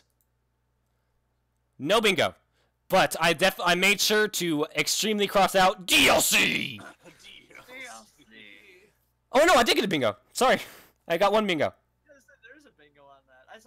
Wasn't this the one we almost got like a blackout on? No. We got closer with this than I think. There What is a the- bingo. There was one that we did get really close to a blackout on. But yeah, I had to cross out DLC so much, man. There was a lot of DLC announced at the Ubisoft conference. And so it was a good conference. It was good. Some of the games were pretty cool. They have finally found a way to make Starlink interesting, and that was to put Star Fox into it. Oh. So yeah, if you want to waste a whole lot of money on toys for your video game, go ahead, because Star Fox is in there, and now you have to get it. You got it. They talked about Beyond Good and Evil 2, and one thing I disliked about that was because they were like, they are basically asking people to add content to their game now. Like, Yeah, I'm skeptical on that. Like, I want Beyond Good and Evil 2 to be good, but that makes me skeptical. It has to be like, hey, if you got stories or art you want to have put into the game, just like give it to us. And I'm not even sure they're gonna give compensation or even credit. They might give credit, but There's totally legit voice comm with Division 2. there was totally legit voice comm. Did I not cross that out? You did not cross. Shit, I forgot to cross it out. Was there an uncomfortable audience member? I don't remember. There had to have been, and I just forgot. Cross that one off. Either way, that wouldn't have created the bingo. Right. But did the new Splinter Cell actually look good? There was no Splinter Cell. Ah. Yeah, a little disappointed by that one. Yeah, so I'm iffy on Beyond Good and Evil 2 with that whole thing, but Elijah Wood's game looks weirder. It looks more weird than it already did, which is surprising. I don't know how he pulled it off, but it actually is more weird than it already was. But it's fairly interesting, I would say. Oh yeah. Let's see, what else was there? Trials. They had a guy break a table on there. They had a dude eat shit on stage. It was great. On purpose. I mean, he did it on purpose, but it's still pretty funny. Yeah. They had a Just Dance presentation and like singing performance. It Oh. was actually pretty decent. I mean, not saying it's bad, but it's just like stop doing that. Yeah. I mean, for one, stop doing that. No one plays this game. Why do you keep making it? The hot titty streamers on Twitch do it. You're not wrong. The hot titty streamers on Twitch do play that game, but they're the only market for that game. And realistically, some of them. And my should sister. move their stream- Some of them should really move their stream over to fucking Pornhub. To be honest with you, let's be serious here. They did not show the nipple yet, so. The meatball. The nipple. Anyway, yeah, so I gave it a C+. It was okay. Okay. Now let's go to the PC gaming show. You mean the Xbox 2.0 show? Shush. So here are the squares. You know what's cool? You know what's cool gamer food? Baked goods. Developers still don't understand the talk show format after 4 years. Nope. Esports bullshit nobody cares about. Like, not once people actually give a shit about esports for games no one plays. Production crew makes a mistake. Eh. Tim Surratt shows up with The Last Night again, but it's still not out. Bad VR games from the Oculus Store. Tripwire gets its show off KF2 update because of that sponsorship money. Cyberpunk 2077 info. Mountain Blade Bannerlord gets release date. Something that's actually neat. Actually neat. This PC version of our AAA multi-plat game is not just another console port, guys. Please support us with your wallet, fellow Master Race. Hello, Master Race. Cool new original Space Sims unveiled. The Free Space is PC Gamer with Doritos and Mountain Dew. Half-Life 3 never fucking ever. Never fucking ever. Ridiculous indie dev project that will never work out. Okay. A new 4-time strategy game is revealed. I didn't understand that swear, honestly. A 4-time strategy game is games like Stellaris or those huge kinds of never mind. Oh, okay, no, I know what you We Happy Few trailer and release date. Total Biscuit tribute. Painful interview with dev who speaks poor English. Janky game from a small European studio. Indie dev trying to cash in on the Battle Royale hype. Day 9 fucks up and plays it off as being quirky. Oh, day 9. Yeah. mean. Swear. What? Oh, pacing is still completely fucked. Worms makes a comeback. Please, the original Battle Royale. Developer or host doesn't get applause when it was intended, so he repeats the statement. And that's it. Oh. So, I'm gonna be real with you guys. I got so bored that I forgot to fill in the bingo card. Oh Really? my god. Well, I remember this one. That I can tell bad? you, we got several of these. I know. So let's see. They did. I think they are sponsored by Baked Goods. I think there was a painful interview with a dev who speaks poor English. Baked goods. It was the duck. Yeah, the duck. The duck mascot. Hostess cakes. Yeah. Let's see. Indie dev trying to cash in on Battle Royale hype. We got that. The 1,000 player battle royale game. Pacing was completely fucked. Yep. Half-Life. Oh, I probably should have just crossed out Half-Life 3 in the very beginning. Why didn't I do that? Yeah, Half-Life 3 should have just been the free space. There was something that's actually actually neat. Let's see. Let's see. Anything else? Developers still don't understand the talk show format after 4 years. Yeah, we didn't get that. I don't think we got a new Space Sim. Did we get a janky game from a European studio? Probably. I know there was at least 3 interviews with people who didn't speak great English. But I don't- would I- say it was a painful interview, so I wouldn't count that. There was sort of a space sim. That's true. Space Sim. Oh, okay. There was no release date for Mountain Blade Bannerlord, which makes me angry. That never happened. Oh yeah, Star Command was on. They did talk about Star Citizen and how much it's never going to come out. Yeah. Was there a PC version of our AAA multi-plat game? Wait, no. Wait, was there? Yakuza, technically. But I'm not sure if I would call Yakuza AAA. Yeah, I don't know if that's a AAA announcement, because I didn't know about Yakuza. Yeah, because Yakuza Kiwami and Yakuza 0. Yakuza Kiwami is a remake of the first game in the new Yakuza graphics, so...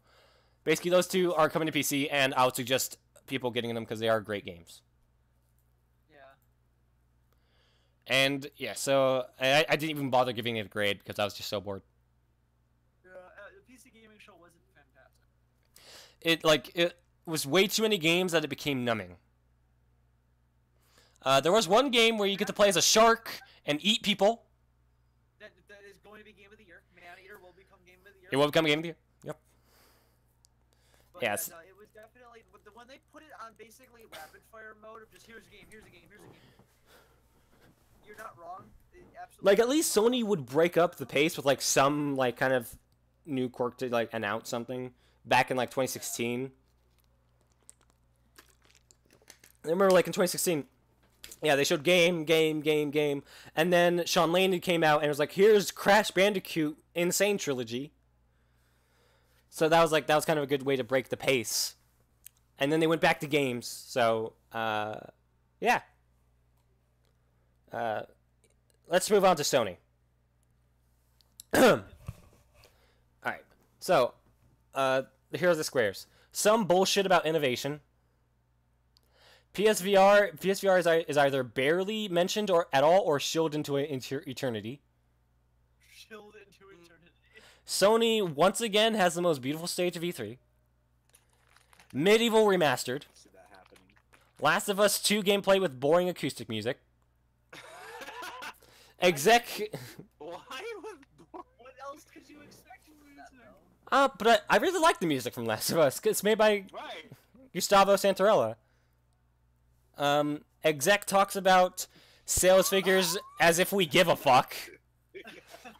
Call of Duty trailer nobody really cares about. That was probably.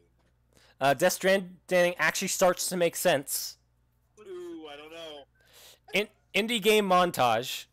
Long intro with nothing related to games in any way whatsoever. New Rocksteady game in the Arkham universe.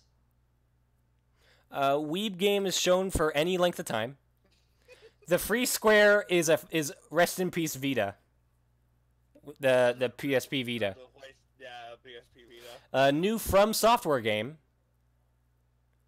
Spider-Man, but no new villains revealed. Red Dead Redemption live demo. Guerrilla Games shows up with something that's actually cool.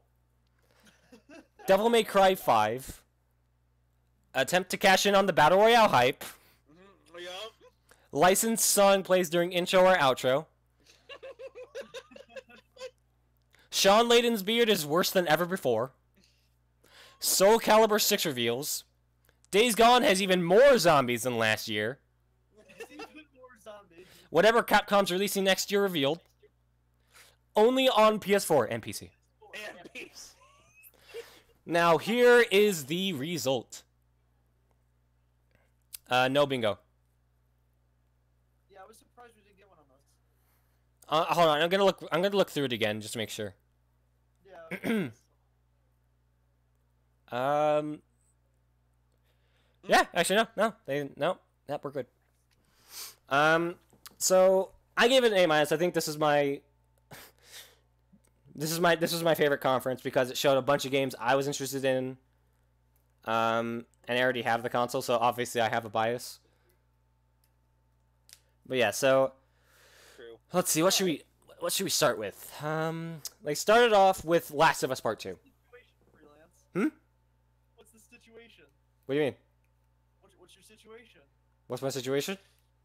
Yeah, what's your situation? What's my situation? Do you not remember the funniest line from the entire conference? I don't. What's your situation? My situation is fucked. Oh, right. We'll get to that. Don't worry. We're gonna start with like the start of the conference, where they started out in a church tent. Kind of as a way to, I don't know, introduce Last of Us Part 2, because the first cutscene in the gameplay shown is in a tent. But before that, they start out with Gustavo Santarella coming out on stage and playing guitar.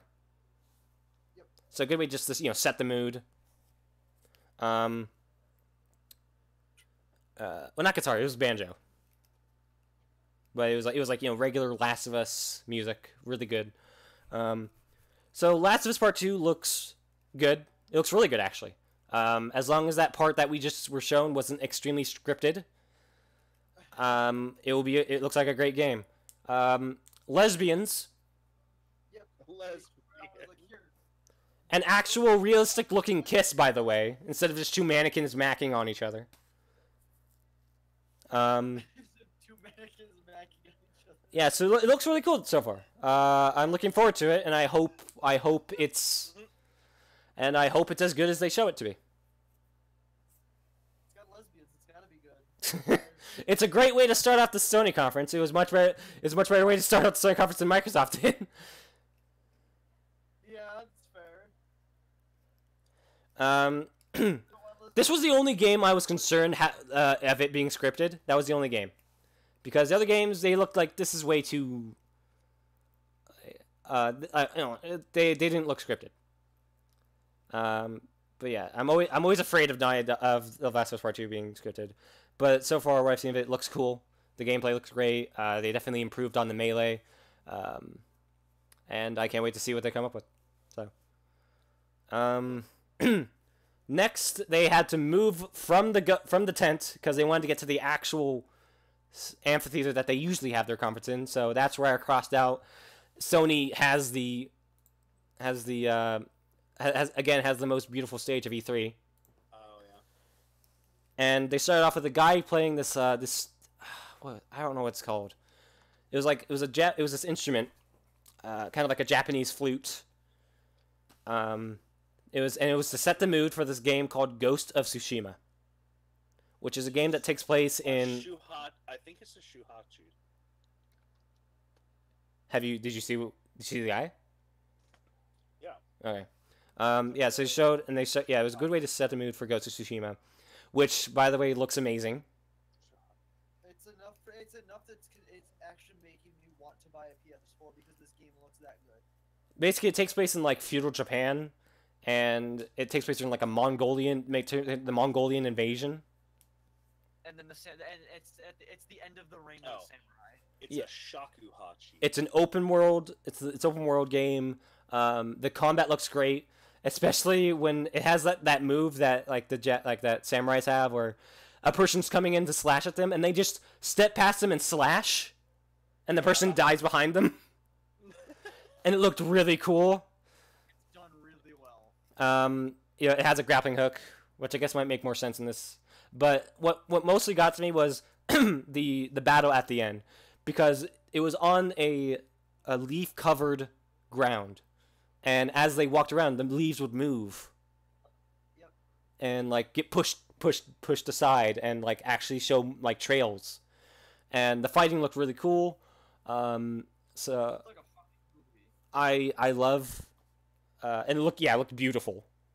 I love Eastern culture, specifically Japanese like old culture. So I'm very much looking forward to this game. Then what else they do? They showed a game called Control, which is like a game where you play as a woman with telepathic abilities and you can fly, and you also have a like it's like a transforming gun almost, because it was a gun that moved. And it turns out it's the next Remedy game, and they are the guys who made Max Payne and Alan Wake and Quantum Break. Good. And so apparently they left Microsoft. So Oh. yeah, Microsoft. they used to be a part of Microsoft. Because Alan Wake was Xbox exclusive, and so was Quantum Break. But yeah, it looks cool. I'm very excited to see it. Then they showed Death Stranding. Now, unlike what most people think, to me it's actually starting to make sense. Death Stranding actually starts to make I just feel like I have more questions than I already had to begin with. Well, I mean, it's making sense. Well, I mean, hey, at least some questions they had have started to be answered. Yes, but when they only cause more questions to be arise than we had to begin with, it's really answering of our questions. To me, it's still like it's starting to make sense, because I'm starting to like look back at the other trailers and I'm going like, yeah, there are some things I can connect. They showed some gameplay, and it looks like there's going to be a huge focus on like resource collecting. And walking. And- Walking's a thing. Yeah, but they're still like, I mean, they're still gonna. It's gonna be more than obviously that, because the other trailers showed like these old World War I skeleton soldiers and tanks with guts on them and airplanes with tails.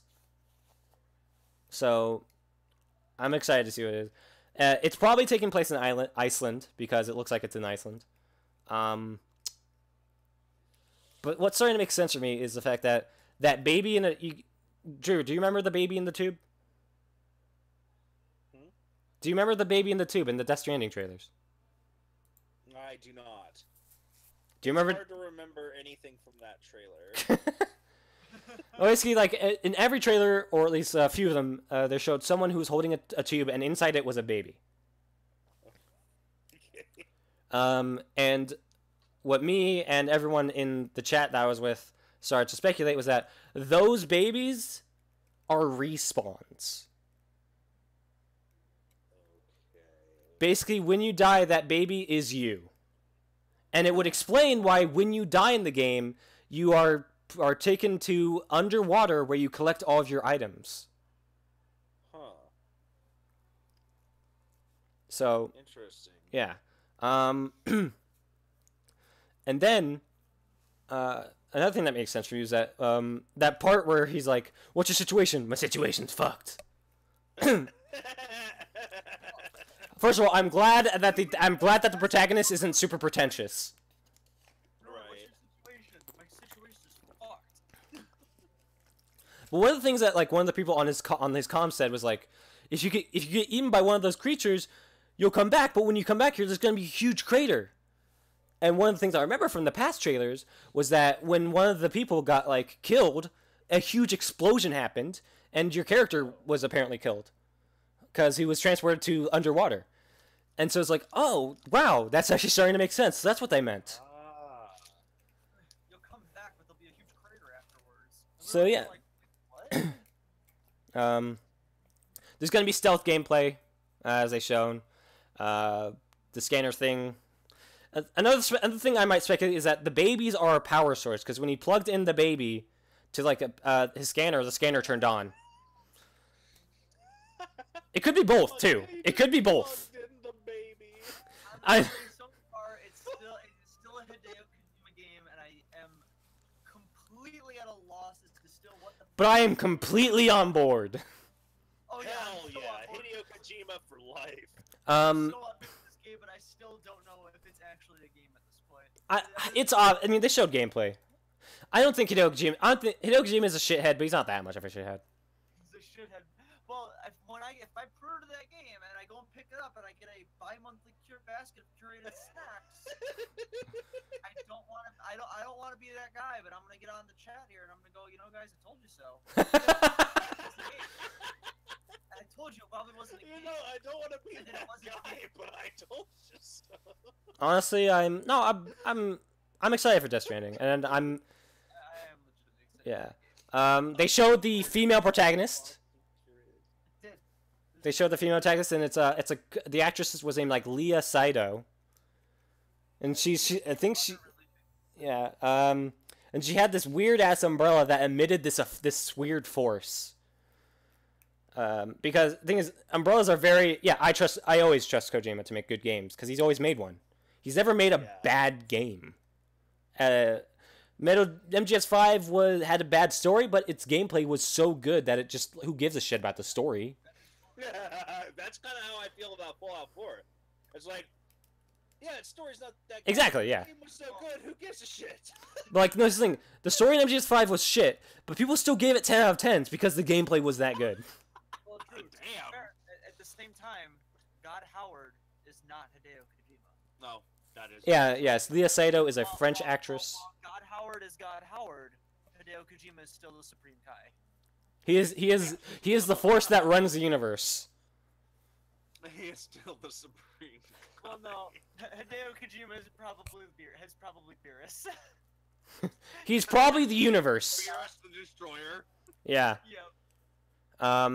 Reggie Fils-Aimé is Supreme Kai. Freelance has been on a tear with his retweets lately, and I looked at this one.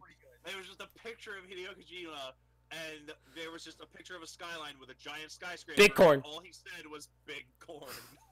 Big corn? Yeah, and the caption was, Hideo Kojima is leagues above us and is an ultimate genius, and we're gonna spend decades decoding what this could mean. It's like, meanwhile, actual Hideo Kojima, big corn. Big corn. I think Hideo Kojima just knows how much of a fucking meme he is. I mean, he really when needs Todd to. Howard leans into the meme, Hideo Kojima transcends existence in the meme. We should have like that mind meme where it's like every level is just a new level of transcendence, and at the very top is just Hideo Kojima, and it's just the universe. The universe. And Todd Howard is like tiny brain. Tiny brain. Anyway, yeah, but there does seem to be like a focus on because the umbrella was weird, but it did emit a force, and the reason why umbrellas are important in this game is because the rain ages you. Oh, what? Yeah. The brain ages you. Well, okay. First of all, in one of the trailers they showed before this, a guy was trapped under a car and he was subjected to the rain. And when they got back to save him, he was graying. His hair was falling out. So it ages you. And also in the trailer we saw, when Sam, the main character, went to reach for a photo that fell out of his pocket, a little part of his hand got hit by the rain, and it wrinkled. That part wrinkled. Alright, that's weird. So, At the bottom should be David Cage. Fucking zombie. at the bottom should be David Cage. Yeah, you know what? You're right. You're right. David Cage is the sludge at the bottom. He's the primordial ooze. Yeah, and something in the trailer showed like there's gonna be a gun, but it was a weird looking gun, a very interesting looking gun. But it's a gun. But it's a gun, so obviously there's gonna be shooting. Well, no, you throw the gun at No, you hit people with the gun. Eat gun. You run up and hit those weird, like, staticky looking monster things with the gun. You don't shoot them. Eat gun nerds. And whenever you get captured by one of those static monster things, you get pulled into black goo, Ooh, blood goo. and it looked actually really horrific. You get pulled into Fine, David it's Cage. Pretty merciless. Yes. Yeah, but so Death Stranding still looks weird, but hey, they showed some gameplay. They did show gameplay. And I think that, like, sure, there might not have been a HUD, but I don't think there's going to be a HUD. Because in one of the past trailers, there was one of the characters have these bracelets that light up, and as the they are dying, it turns red. So I'm like, oh, that's gonna be the health bar. So I like that kind of level of like that Dead Space level of HUD showing. Right. So I'm very excited. Obviously, the game's still like maybe 2 years away from being released. So I just got sent a link that is actually relevant to what we're talking about, and it's from Tumblr. Had a dream last night where Hideo Kojima only allowed one interview about Death Stranding, and the interview was conducted by a monkey who knows sign language. The monkey only asked questions about bananas. The reply: "It will make sense when you play the game."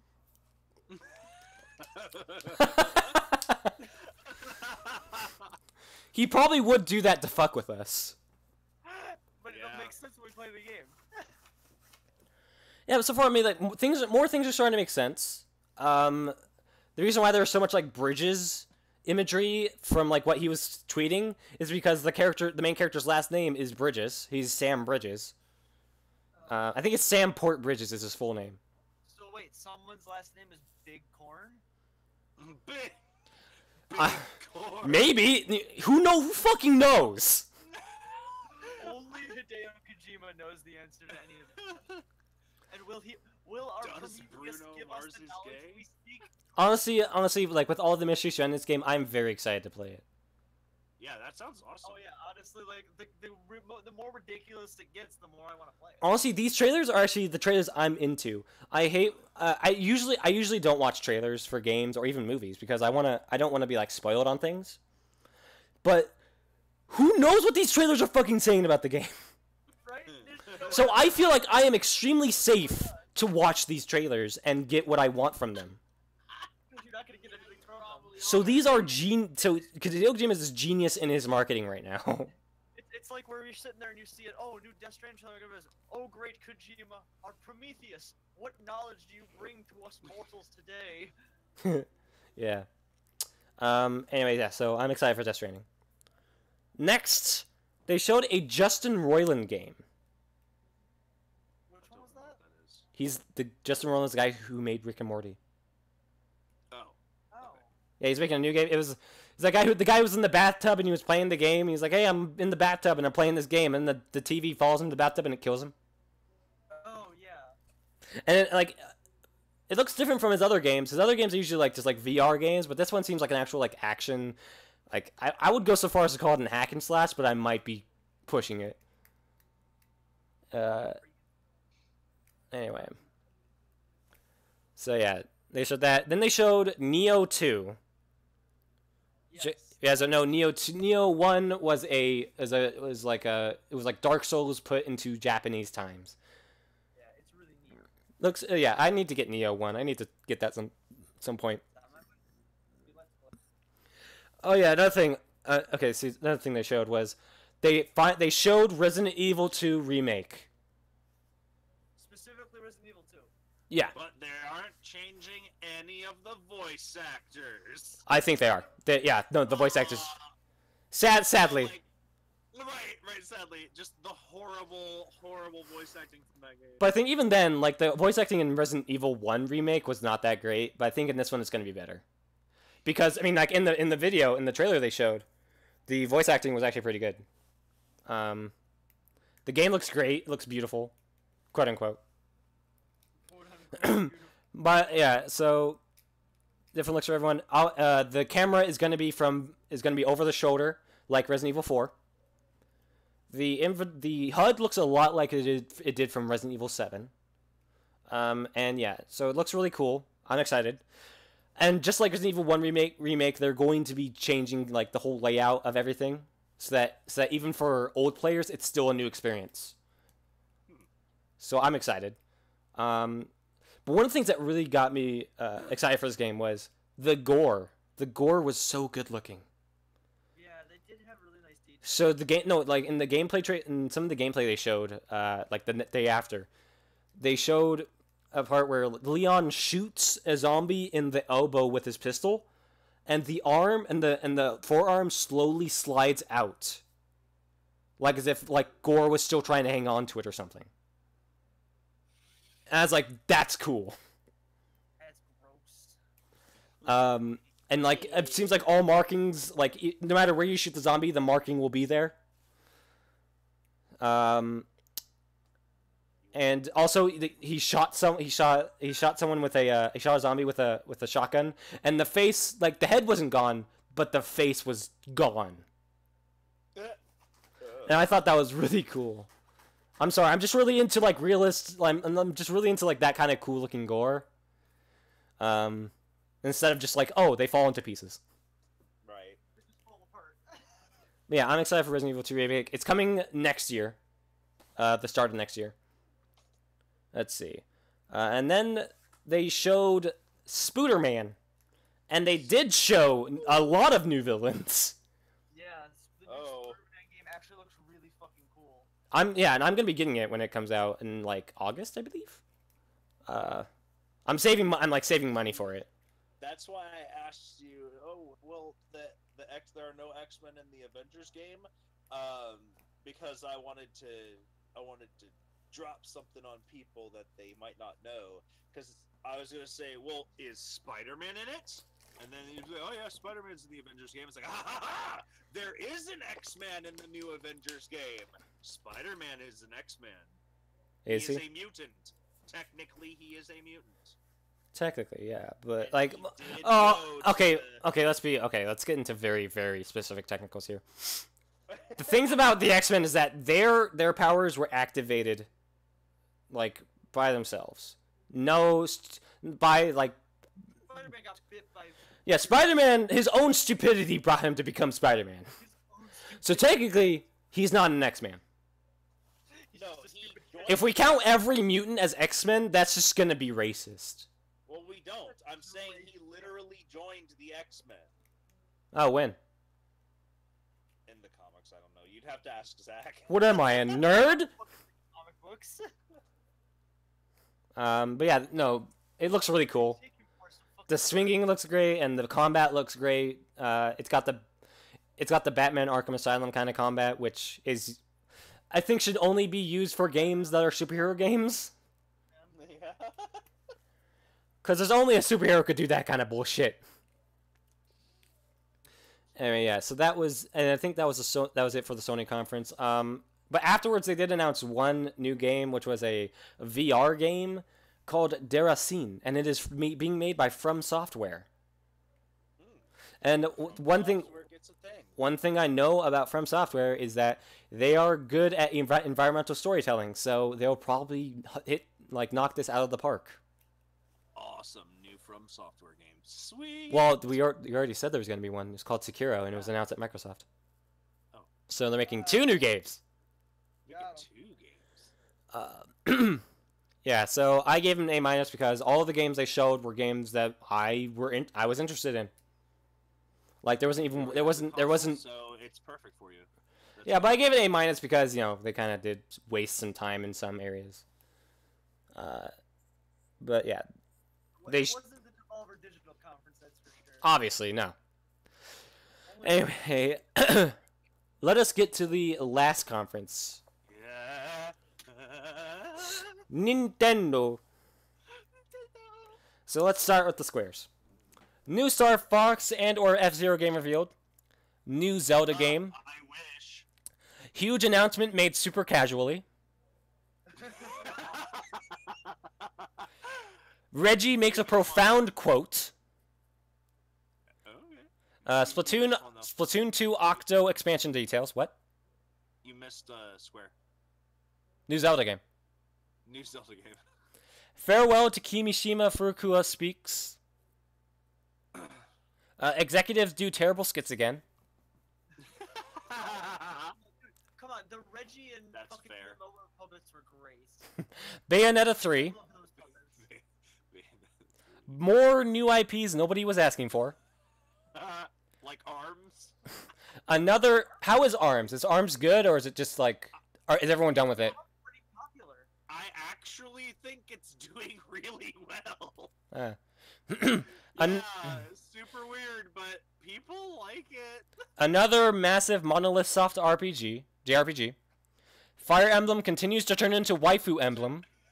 That probably got checked off. Animal Crossing Switch finally revealed.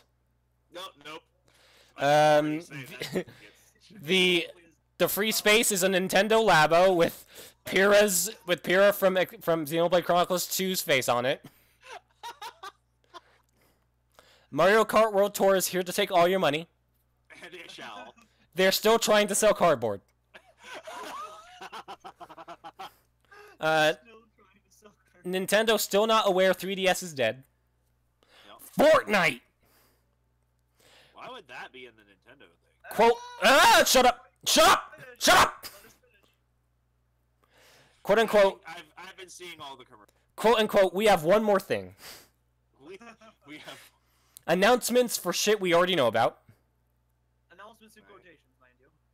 Smash 5 is just Smash 4 DX. It is. I don't even care. Fucking it's super. More amiibos nobody cares about unless it's a female character. Quote unquote, and it's available on the eShop after this presentation. Nintendo remembers Yoshi exists. Prime 4 gets a gameplay reveal. Any Switch port for a last gen game. Okay. Literally anything. Here's the result. I got one bingo. Only one though. Fortnite is crossed out. Yeah, Fortnite is crossed out. I saw all the YouTube ads are. All over the place on it. I know I probably should have crossed out Smash 5 is just Smash 4 DX. Really not, because there's everything in this one. Literally everything. Every I character. Think of it like this. They just added more characters. It's just the characters that we've already had. Also balanced almost literally everything. Okay, so it's an update. It's an update that should have just happened as DLC, yes. I don't. Okay, see, I didn't watch any of the Smash footage yet because I have to wait for my semen to recharge after coming over Doom. Wait for my start. So, I haven't watched it yet, but from what I hear, it looks like the reason why they were able to get it done so quickly is because they ported a lot of the assets from Smash 4, like you They said. did, but they also confirmed it's on a completely new engine. If it is on a new engine, that means it should have updated data and like frame data. And if It it does, if moves have different frame data than they used to on Smash 4, then it isn't just Smash 4 DX. Yeah, But from what as from what I currently understand, it is just Smash 4 DX. from what I've been seeing from other people, it contradicts that, because people have been saying there's new frame data on top of the fact of the huge nerf to dodging. I don't think that should make it a new game, though. I don't even think a new engine should make it a new game if it's just the same game with like just more characters and bouncing. Apparently, Bayonetta's still overpowered. Yes, I see those videos. Bayonetta's still over. Like literally, a lot of the comments I saw on Twitter were, "Man, Bayonetta's just wrecking everyone." Oh, nobody played Bayonetta during the thing. It was Pac-Man that was stealing the show still. Even with the changes, Pac-Man's still really good. Yeah. But I don't think anyone played Bayonetta at the Smash Throwdown thing they did. No, because I'm pretty sure I read somewhere that someone did, and they wrecked everyone. No, the winner played Pac-Man. Hmm. And I watched the whole thing. I'm pretty sure no one that I saw was playing Bayonetta. If someone did, they didn't. MKLeo played Bayonetta. If he did it early on because I didn't see it. Oh. Yeah, but let's think of it like this. Like, let's say Skyrim gets ported to the next console. They add a new. They change the engine. Does that make it a new game? According to Todd Howard, it is. Okay, well, shut up. Well, it doesn't have to be a new game to be a new game. That's like saying Fallout 4 is not a new game from Fallout 3 because it's still Fallout. Well, it's a whole different story. A whole new area. But so like Skyrim changing its engine, it's not a new game. It wasn't a great example, I admit. But So, I still think- I don't know. like, I'm not saying, oh, it's a bad game because it's this. I'm just saying it's not. It's just an update to Smash 4. But no, wouldn't that make every fight? So Mortal Kombat 2 should have just been a patch to Mortal Kombat 1. Subsequently, also Mortal Kombat 3. Those all should have just been patches, not new games. 'Cause once What? you do that, Okay, that's a dumb thing to say because patches never existed back then. Yeah, patches it didn't even exist. still. No, not even still, because patches never existed back then. That doesn't make We have sense. Street Fighter 4. We have Street Fighter 4. They make Street Fighter 5. Should Street Fighter 5 just be a patch for Street Fighter 4? No, because that's new graphics. Okay, so updating the graphics in Smash 5, building a new engine for it, and It doesn't. Okay, there's a huge difference in graphics between Street Fighter 4 and Street Fighter 5. Yeah, they also updated the graphics engine entirely for Smash 5. It still looks the same. No, they've made quite a few graphical changes to that game, actually. Listen, Samus's calves being ripped don't count. Hey now, Listen, that's they did an sexy. entire side by side during the presentation. If you were paying attention of what the game looked like. I did, and yeah, it wasn't a huge difference. It's still a big change. I think there are big changes in it. And realistically, don't let's take know. Smash 4 and let's just patch it so everyone keeps playing on the shitty Wii U console no one wants. I'm not saying it's bad that it's an update. I'm just saying it's not Smash 5. Do characters have different specials than they used to? They've Like, for example, like all of Final A few Smash characters have a new one. and Final Smashes now count whether items are on or off. It doesn't matter. Final Smashes are part of the base game, and they've all been adjusted. Well, that's good because that kind of sucks. I don't like that at all. But I feel But, like Link got a if complete there's- rework because Link's like- kit completely different. So Right. Zelda. So, Zelda's kit's also completely that's a different. good point. So like Link, right? His bombs are triggerable, right? You throw it and then you can press a button and it detonates it, right? Yes. Okay, that's a change. And if you shoot his bow, he can pick up his own arrows. Uh-huh. Okay, You got an that entire kit qual- rework. then we can say, Freelance, that it is for sure a new game. Because there's people that didn't have specials before have new specials. I think of it more like this: they just wanted to port the last Smash to new consoles, and they thought, you know what? Why don't we just add to it? Please, Zombies Blood, please have a Subspace 2. I so very badly want a Subspace Emissary. Is it like And Despacito we're too? probably speculation. It has not been actually confirmed that that's going to be a thing. even though It they- hasn't. That's why he said potentially, and I want Yeah, but like potentially. The biggest thing on this, Drew, compared to the other game, is that you actually have to unlock the character. Right. It's I- not just you buy the game, you have every character. I Well, wanna. it was never like that. What was the last Smash game called? Smash 4. It was just called Super Smash Brothers. Yeah, it was just Super Smash Brothers. Okay, and this one's called Super Smash Bros. Ultimate. So this one's called Ultimate Super Smash Brothers. Like, I'm not saying it doesn't deserve to be a new game. I'm just saying it's kind of not, but it like, I get what they're going with this. I get it, and it's a More good. back end it's more on the back end that they've done any changes and adjustments to the game, and you're not seeing a whole lot up front that's physically changed that you can actually.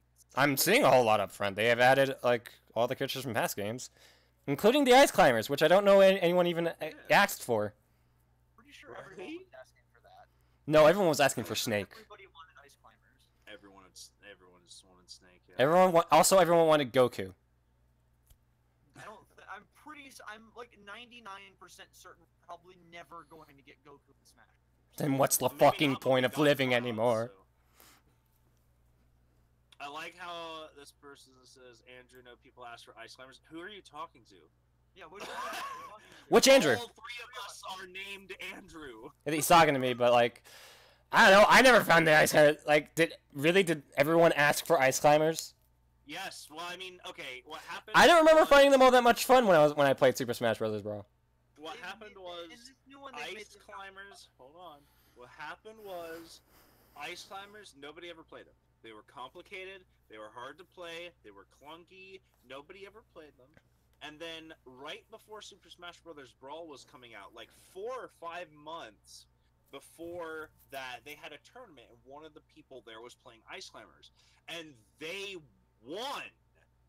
And they were like, what? How did they win? And they did this jab lock grab combo that they could infinite with themselves if they were up against the wall. Do we really? And, So wait, they had... did they have a glitch controller like all the other Melee players? Okay, so anyway, Of course they did. Of course they did. But yeah, the Ice Climbers and Olimar were they were found within months of the new game launching. That and in Melee and Brawl respectively, Olimar and Brawl, Ice Climbers and Melee, they had tournament wins with those characters right before the new game came out, and everybody started playing Ice Climbers for the last 5 months at every tournament. That's hilarious. That's fucking hilarious. So when Brawl came out, they were like, let's get some Ice Climbers, and then when they were like, I miss Ice Climbers in Smash 4, let's hope they'll get in Smash 4. Nope, not in Smash 4. So everybody was weirdly asking for Ice Climbers. Is Yoshi gonna be in the new Smash, or is he still arrested for tax fraud? Probably still arrested for tax fraud. Will most likely make an appearance in Smash Brothers, and it'll be because of the reason being he'll still be in the game. It'll be community service. Community service. Yeah, he's gonna be wearing like an orange jumpsuit. That would be amazing. Like one of his skins is just an orange jumpsuit. Like Titus Finley now. Yes, please do that, Nintendo. He's got the cigar and everything. Very excited about the new Smash Brothers. I guess the new characters were Inklings and Ridley. And then Ridley was a huge surprise. Oh my god, a giant surprise. And the reason why it was a huge surprise is because everybody was asking for him and he was a super popular choice. And usually Nintendo is like, and we brought you Nintendog. Who the fuck wants Nintendog? And then we also gave you Cloud Strife. You guys right. Hey, I want Cloud Strife. I like Cloud Strife. I think Cloud Strife is cool. Nobody asked God for that. damn it, nobody wants Cloud Strife. I want Cloud Strife. Get that shit out of my fucking Nintendo game. Cloud Strife is cool. Get that Final Fantasy VII bullshit off my Nintendo. Off Nintendo. I agree. The actual GameCube controllers will be usable with. You're hoping so you can actually use your actual glitched controller? No, they're making new ones specifically for the Switch. Okay, good. The GameCube adapter. That's cool. And they're like, why don't they should just release Switch controllers and then just like have the logo tilted sideways, and underneath Switch you can see a G and an E. It's just like GameCube and Switch is just plastered over it. Yep. That would be amazing. But so Inklings and Ridley, and I think there's another one that they showed that was a new character that I can't remember for some reason. Like I never get, for whatever reason, my mind just. So when is Sans from Undertale coming in? But there are. Didn't they say, Specs, that there are at least 5 new characters that we haven't seen? Sans has to be one of them. Oh, Daisy. You're right, Daisy. Yeah, that's the one. They've added I forgot what they called them, but you Clones. can. Echo Fighters? Echo Fighters, that's it. Yeah, so like if you're playing as Pikachu, Echoes. you can also pick to play as Daisy, and Daisy has her own unique abilities. Yeah, Echo Fighters. That they added. So like Lucina and Marth are Echo Fighters. They added Daisy Ridley. And they added. Yeah, Daisy Ridley, Inklings. Sans or Papyrus better be in this cast, man. They'll probably have like a trophy or something, or be an assist trophy potentially. Potentially, yeah. But hey, Snake's back. I'm trying to. Okay, So if actually take this Zombie's game saying seriously, there's only gonna be 2 more, and if I'm gonna guess at what they're gonna be, I would say Isaac from Golden Dawn or Golden Sun. Awesome game. I love that game, and I really want Isaac to be in there.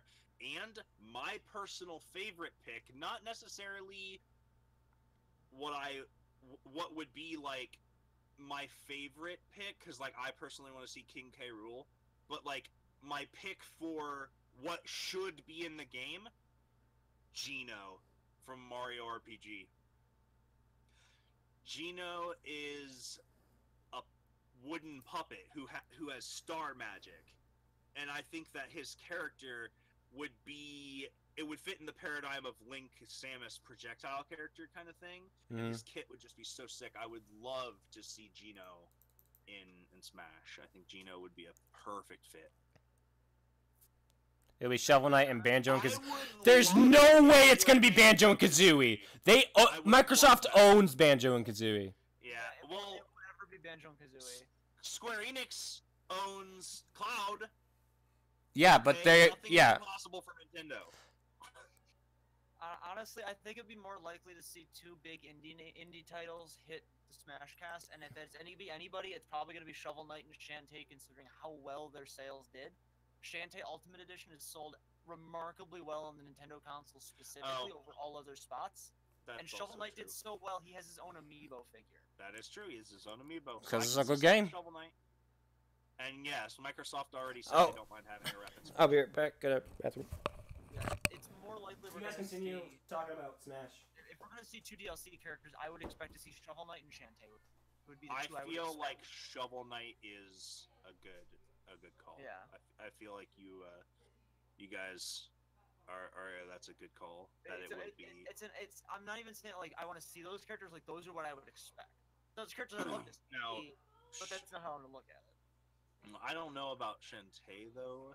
I mean, yes, I can see it, but I feel like they would go with a different person. It would depend on what they want to add to the game, honestly. It's true. It does depend on what they want. It also depends on factors we can't know because we don't know what characters are Right. gonna be there. But instead of Shantae, maybe they would do Arms because like I could see Arms. them adding an Arms character with it being such a big IP all of a sudden. Yeah, and for taking off. sure. I could And see them Arms adding a wasn't character. in the featured video, was it? In the tournament, Arms No. wasn't a character. No, there No? was no Okay. Arms character. So added. yeah, I could see an Arms character being added. Like, so if we're gonna go with the most realistic guesses instead of the ones I think or want or feel should be there, I'm gonna say most realistic picks: Shovel Knight. You guys are right, totally right on that, and Arms. I'm gonna say Arms. Yeah, Okay. The numerous Arms characters. Those are my legitimate calls. Like the calls. I would say I will all agree as a group Shovel Knight, and then I would say Arms. And if it is Gino or Isaac, I didn't call it, but I'm super happy because those were the ones I wanted. Right.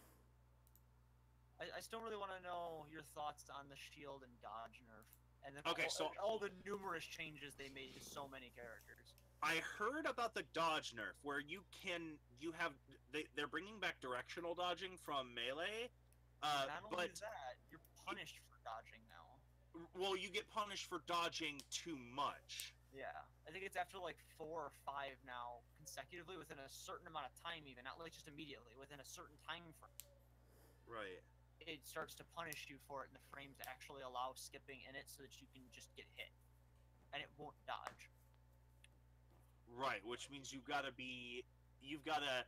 dodge by using the joystick, literally moving out of the way instead of using a game mechanic, which is interesting because then you'll see a lot of people instead of just shielding something or dodging or like dodge rolling, they'll actually just press back and do a pivot run like in Smash 4. They'll just pivot run away instead, which is odd. Like that's a strange go. So like the dodge mechanic Position kind where of it makes was me just roll, the first person to fuck up their dodge gets hit. yeah, exactly. That's not fun and engaging gameplay at all, Joe. We can both agree on that. Yeah, that's true, but also no tournament was ever that exact thing you said. But yes, I do agree. The possibility that it could have been that is dumb. It shouldn't be allowed. Doesn't matter if no one does it. It shouldn't exist at all. It shouldn't exist as a game mechanic, and that's why that got changed. Now, you said a nerf to shield. What nerf to shield have they given? They adjusted how perfect shielding works. Right, you get perfect shield when you release shield. Yes, but now it counts as a parry and does not catch as easily as it used to. That sounds fine with me. I think it's not a bad change. It's a nerf, but not a bad change. I feel like. So, can you still perfect shield on entering shield? No, you can only perfect shield on leaving shield. Only perfect shield on leaving shield. I think I feel about that happy.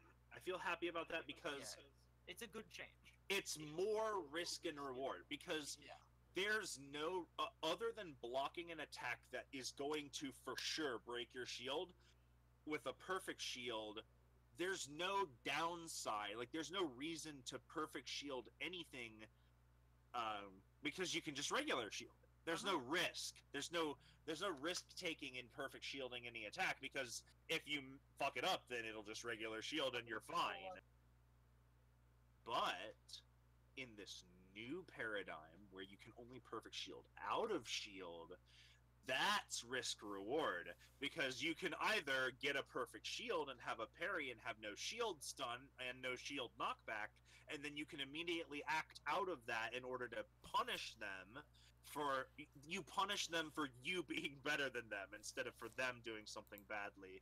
And then if you fuck it up, you do the Lelf special. And that, so in Smash 4, Lelf, for some reason, always does this. I will go to charge up a smash, and she will shield. And then I will launch my smash attack, and she'll unshield and get hit by it and die. So we call it the Lelf Special. So now the Lelf Special is actually a game mechanic. Right. They knew. want- They knew. Yeah, They've been they studying. knew. You want to drop shield right before an attack hits you, and it'll parry it. I like that change. The air dodge change. Does the nerf affect ground dodging? It specifically showed them on the ground rolling, but here it is. Okay, so stages. Each stage, all stages will now have Battlefield and Omega variants. Okay, that's fair. We'll start with the gameplay, and I'll go over the specific character changes afterwards. Dodges have had some changes done to them. While air dodges have been improved, creating more opportunities to move while airborne, repeated spamming of dodges will have a negative impact on the player, reducing the effectiveness of the dodge and making them easier to hit. Okay. There's Will you still hops. get the movement, though? You still get the movement, but you Still get can the be hit then after a while. Like, Gotcha. after doing so many, you can just get hit. It doesn't mean Right, you're rolling, so- you're dodging, but it's not giving you any benefit. So it may be worthwhile to roll anyway to dodge an attack, physically dodging it, though, instead of using the dodge frames to dodge it. Yeah, So and that actually might just still instead be- of rolling past your opponent, who is then going to just hit you because you're on top of them now, Because you're on top of to it. just roll away from them. Aha, I see. That's good. That may be faster gameplay-wise to roll from them rather than just moving away from them, but I don't know enough about the game to say for sure. Right, and I'd you'll have have to to be physically careful. play it to 'Cause- tell you if it is actually in some fashion faster to roll backwards than to just walk to away from run. them. Yeah. Okay. Yeah, then And- they've got short hops, which I don't know exactly what this is, but Right, short short hops are now hops. easier to perform by pressing the A button and jump button simultaneously. Short hops are aerial moves that are performed at short distance from the ground. Certain Interesting. characters' aerial attacks might be better choices for combat than their grounded moves, making this universal change helpful for them. That's going to be unbelievable for Falco. Yeah, Falco and Um, Fox seem to be playing a lot differently from what I saw. The Oh my- Landmaster is also gone. Wait, what? The Landmaster Smash Yeah, Ball yeah. Ultimate is gone. Oh, The Landmaster okay. has been officially retired. Huh. Okay. The Perfect Shield mechanics have also been altered to reward skilled players and dissuade spamming the maneuver. Rather Right. than hitting the shield button on the first few frames of an opponent's attack to get a perfect shield, players must now release the shield button during these frames. It's unknown just how much advantage players will have after performing a perfect shield or what the deficit will be to a mistimed shield. I'm gonna guess the deficit to a mistimed shield is you get punched in the face. You get hit, yeah. You get Another, punched in the another huge change to consider too, one-on-one damage. Damage has been increased in one-on-one fights in order to speed them up. The Nintendo Treehouse event also showed a scoreboard exclusive to one-on-one battles that appear when the player is KO'd. Wow, really? People are gonna start doing 3-stock matches then. Uh-huh. One-on-one damage is increased when it's specifically one player versus one player. It does not make that change when you're in a 4-player match and only 2 players remain. The damage does not change in that circumstance. It's only when it is a match that is solely between 2 players that the damage change happens. That is a very interesting choice. Alright, I wonder why they did that. That I'm not sure. I couldn't tell. I'm not saying it's a bad change. That's very odd. The other one, I know there's more than what's listed here character changes, but what they have listed on this site reads off as Mario now features Cappy on his head from Mario Odyssey, but it's uncertain yet if Cappy will factor into combat at any point in Smash or if he'll simply just be a new taunt. I'm expecting it to be new mechanics from what I saw of Mario's gameplay, because there were people playing Mario during the actual tournament. Yes, And Mario was doing really Hero well. actually played Mario. Yeah, Mario was doing really well, which I was surprised to see. And as I said, the Smash Ball does have changes. All of the Smash Ultimates got changed. Nearly all have been adjusted. And all of them, when you say adjusted, it's all technically a nerf, right? Because it can't possibly be the one-hit KO that it used to be for every They're character. not. They land, but they've also been all made to be quicker, so it's not so. Right. It's not so much as it's like interrupting the actual fight. It happens, it Yeah. goes off, we're done, back to the fight. Okay. So like instead of Fox getting the Landmaster and being in the Landmaster now for 40 seconds, Right. okay, I call in the R wing, they fly in, they shoot the target you picked at, kind of like how the Dragoon Warp Star works for when the items are on. Similar to that, it goes in, does what it does. Fox comes back into the battle, and we're back to where we're. But like it causes a short pause type of thing. So like you get time to like, sit and aim, and then it pauses as you fire it. It pauses, does its thing, and then moves on from there. Link's changes are armed in his Breath of the Wild. Okay, you probably shouldn't talk about all the changes. There's lots of changes. There's not as many here as you think there. They missed they skipped a whole bunch of them that were mentioned. Ryu, when one-on-one battles, will always face his opponent. And Yes. it gets rid of his input errors. I heard about that. Some Heard. people will stop doing Hurricane Kick in the wrong direction. I heard Exactly. about It's it. to fix Ryu's technical issues. That's good. Marth's Dancing Blade was sped up to make it not suck. That's one Pokemon of his Trainer is really- back. Yeah, Pokemon Trainer was back, and Squirtle, Ivysaur, and Charizard return. Their switch out is quicker than before. There's also less opportunity for you to punish when you switch in and out of them. There's less opportunity for that Good. to happen.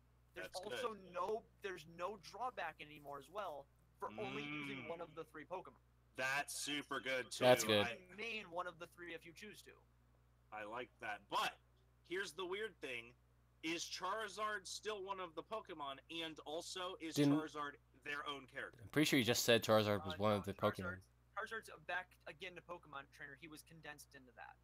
Okay, but Charizard is so there's no Charizard. Like you can't select You can't just Charizard be just Charizard. You pick Pokemon Trainer. and then use switch this- to Charizard. You start what you get to by. There's a mechanic, I guess, to pick which one you start with. So you don't have to sit and Okay. rotate between them all when the game starts. You just start as that character. So Squirtle and Ivysaur probably got a huge overhaul and a bunch of buffs too, because Yeah. Charizard is his own character in Smash 4, but in, Uh-huh. in Brawl, no one of them could have been a character. Yeah, no, they fixed it so each one of them are their own Can separate be. character, and there's no That's pretty drawback to wicked. not switching. Yeah, but can I just That not sounds use the awesome. Pokemon and just beat people up as the Pokemon trainer? Yeah, right. Just punch I them wish in the that was the face, case, pull out a but gun, Pull out a gun. like that one guy in that one episode of Pokemon. Pichu is also in the game, and he's supposedly going to be getting adjustments so that it's not so detrimental to use him. That's interesting. Can Ralph he- loves Pichu because Pichu hurts themselves. Yeah. And then That's- otherwise, other than the That's- stuff that's not listed here, there's quality of life changes to characters like Robin that knows the spell book and sword having how much gauge is left on it. Villager having an icon to Oh. show you what items in your pocket so you don't forget. Okay. Good stuff. Wolf is back with huge significant upgrades. to Yes! his- Bisexual flag. Yay, Wolf. Wolf is great. We love Wolf. I'm glad Wolf is back. Whores. Otherwise, Shulk has convenient layouts for Monado arts being directly selectable instead of being really annoying to pull off. Yeah. Ganondorf is now his Ocarina of Time design. Yeah, So, with his sword. Yeah, which is pretty cool. So he has huge changes. He's also quicker and more agile than his Brawl and Smash 4 foes. So we'll be interested to see where she ends up. Palutena's moveset has been streamlined, making her not suck. Good. Rob has a fuel indicator for quality of life for his flight, and then the Echo Fighter's mechanic. Awesome. But there's more to it than just that. That's on that. Right, list. of course. I don't have a way to get you the entire list. I would It's say okay. just watch the actual direct and just Yeah. for yourself. But it was a good 20-25 minutes of just Oh. Smash because there was so much to talk. That is amazing. I love Smash Ultimate. And then- It seems like it's going to be the biggest, best version of Smash ever. I'm Mhm. really glad they restructured Sakurai's contract. The reason why he hated working on Smash so much, like he grew to hate it, was because he was actually working 16-hour shifts and sleeping in his chair. They've negotiated his work schedule. Like he has carpal tunnel now, and Oh, and wow. his arm was in a sling for like 7 months. Oh shit! I didn't know It that. it was horrible. And so like he never wanted to stop working on Smash. He loves Smash. He wanted to stop because the hours were ridiculous and they were literally killing him. Literally Yeah. killing him. That's fair. So they actually restructured his contract because he threatened to leave, and they didn't want him to leave. They like him too, and they want him to be healthy. So now he's only working, get this, 10-hour days. Still fucked up, but he Yeah. is completely well, fine he's with only that. working 4 days a week. That's not bad. Exactly, that isn't that bad. And I think he is only working this week, but yeah, But 10-hour days. And also he has a bunch of other licensing, like his creative license stuff that he's allowed to do shit the way he wants to do it, and that's why he's working on this project for them again. Because I was really afraid Smash 4 was going to be it because he was done. Right. But he came back. My favorite meme out of the entire conference. Someone Never ask me for anything ever again. Oh yeah. Someone took a screen cap of it and said, "Never ask me for anything ever again." That is such a good meme. Good memes are good, bro. Okay, but that's pretty much all we have for Smash. And as the Nintendo conference, it did take longer to do that than I think necessary. Good one. Yeah, they also Fortnite on And other Switch. content in the Nintendo Oh yeah, the Fortnite on made the Switch. Smash Heard Direct about its own that. specific thing. One of the games that actually did interest me was it was called like Deus Ex Machina or Demon Ex Machina. It was that Deus Ex Machina. it was that mech game they showed in the very beginning. Oh, it can't be Deus Ex then because Deus Ex is already copyrighted. Has to be something else. The words Deus Ex. Oh no, the words. There's a game already called Deus Ex Machina. And get this. The endings of the game are Deus Ex Machina, and it's lazy writing at its finest. I fucking hate how that game ended, and I won't play the other ones because of it. What? What? Yeah. What is that? game Daemon called? Ex Machina. Daemon Ex Machina. That game looks fucking rad. God does. from Demons. Wait, or not God from Demons from Machine. Because Deus Ex Machina means God. Well, no, I mean it's the letter X. It's just Genji with his Oni skin as a game. The demon becomes me. Yeah, other than that, they showed a few other things, and it was fairly decent. And It actually does look really good, though. so I gave it a B. So let's get to the bonus card, I guess. The bonus. Oh yeah, there was a bonus card. Yeah. So we have this and I even did ranking, and here's the result. No bingo. Well, technically a bingo, but no bingo. We didn't get the diversity card, though? No, we got the diversity one. Of course, I got the diversity one. Oh, I was gonna say, I didn't see the, it came up, but it didn't. Diversity. And Cliff Blazinski appears in some way, shape, or form. He did tweet about one of the games, and I'm counting that. Shut up. That counts. Sadly, no one fucking dabbed. Nope. No one dev. dabbed. We only had, I think, one dev come out with a no loot box. Two. Oh, right, and there were 5. There were 2? Yeah, Anthem. Oh, yeah. I didn't watch the Anthem conference, because who gives a fuck about Anthem?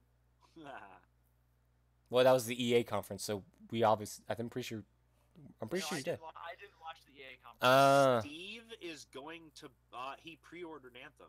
And I was like, wait, wasn't it? Steve, why there are was you a- throwing money away?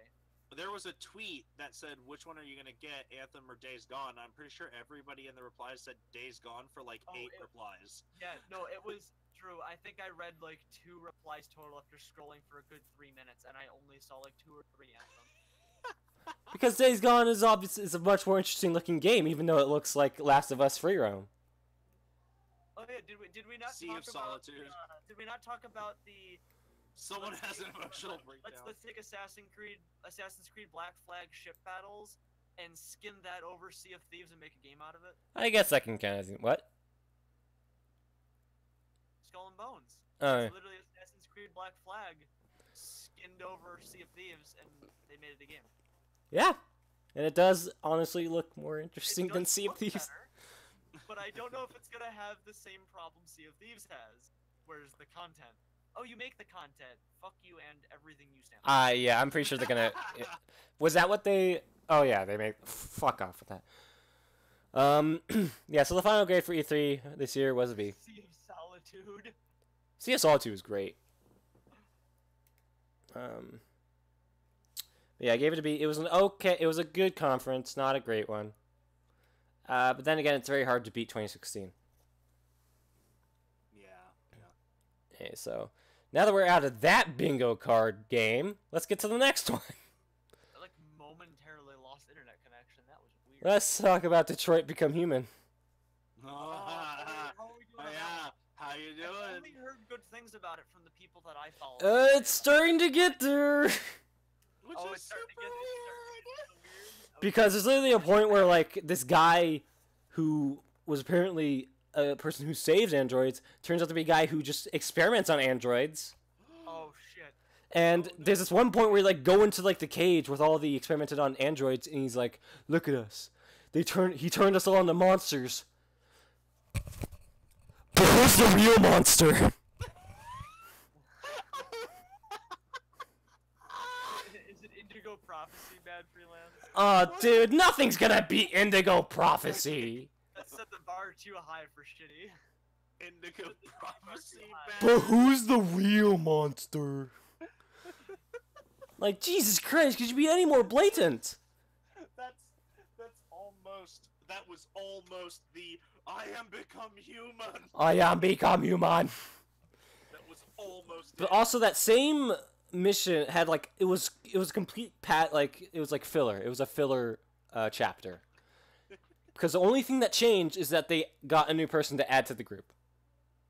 Oh. That was it.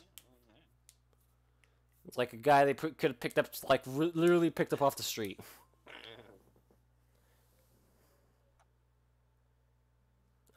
Man, but yeah, See this big new card. then the whole chapter was kind of filler, and it was suckish because you could see the guy's hands were covered in blue blood, Oh. but you couldn't do anything about it. Like, and he's like, "Here, come down to my basement," and you couldn't say no. It's like, imagine if you could say no. Yeah. No, I'm not. No, but no, they forced you to go down there and like get your memory wiped, only to get it back later. So it was like, I just don't like that. Unnecessary. Where's Like, the- if you're not gonna make it obvious that this guy obviously is a bad dude, then don't make it obvious that this guy's a bad dude.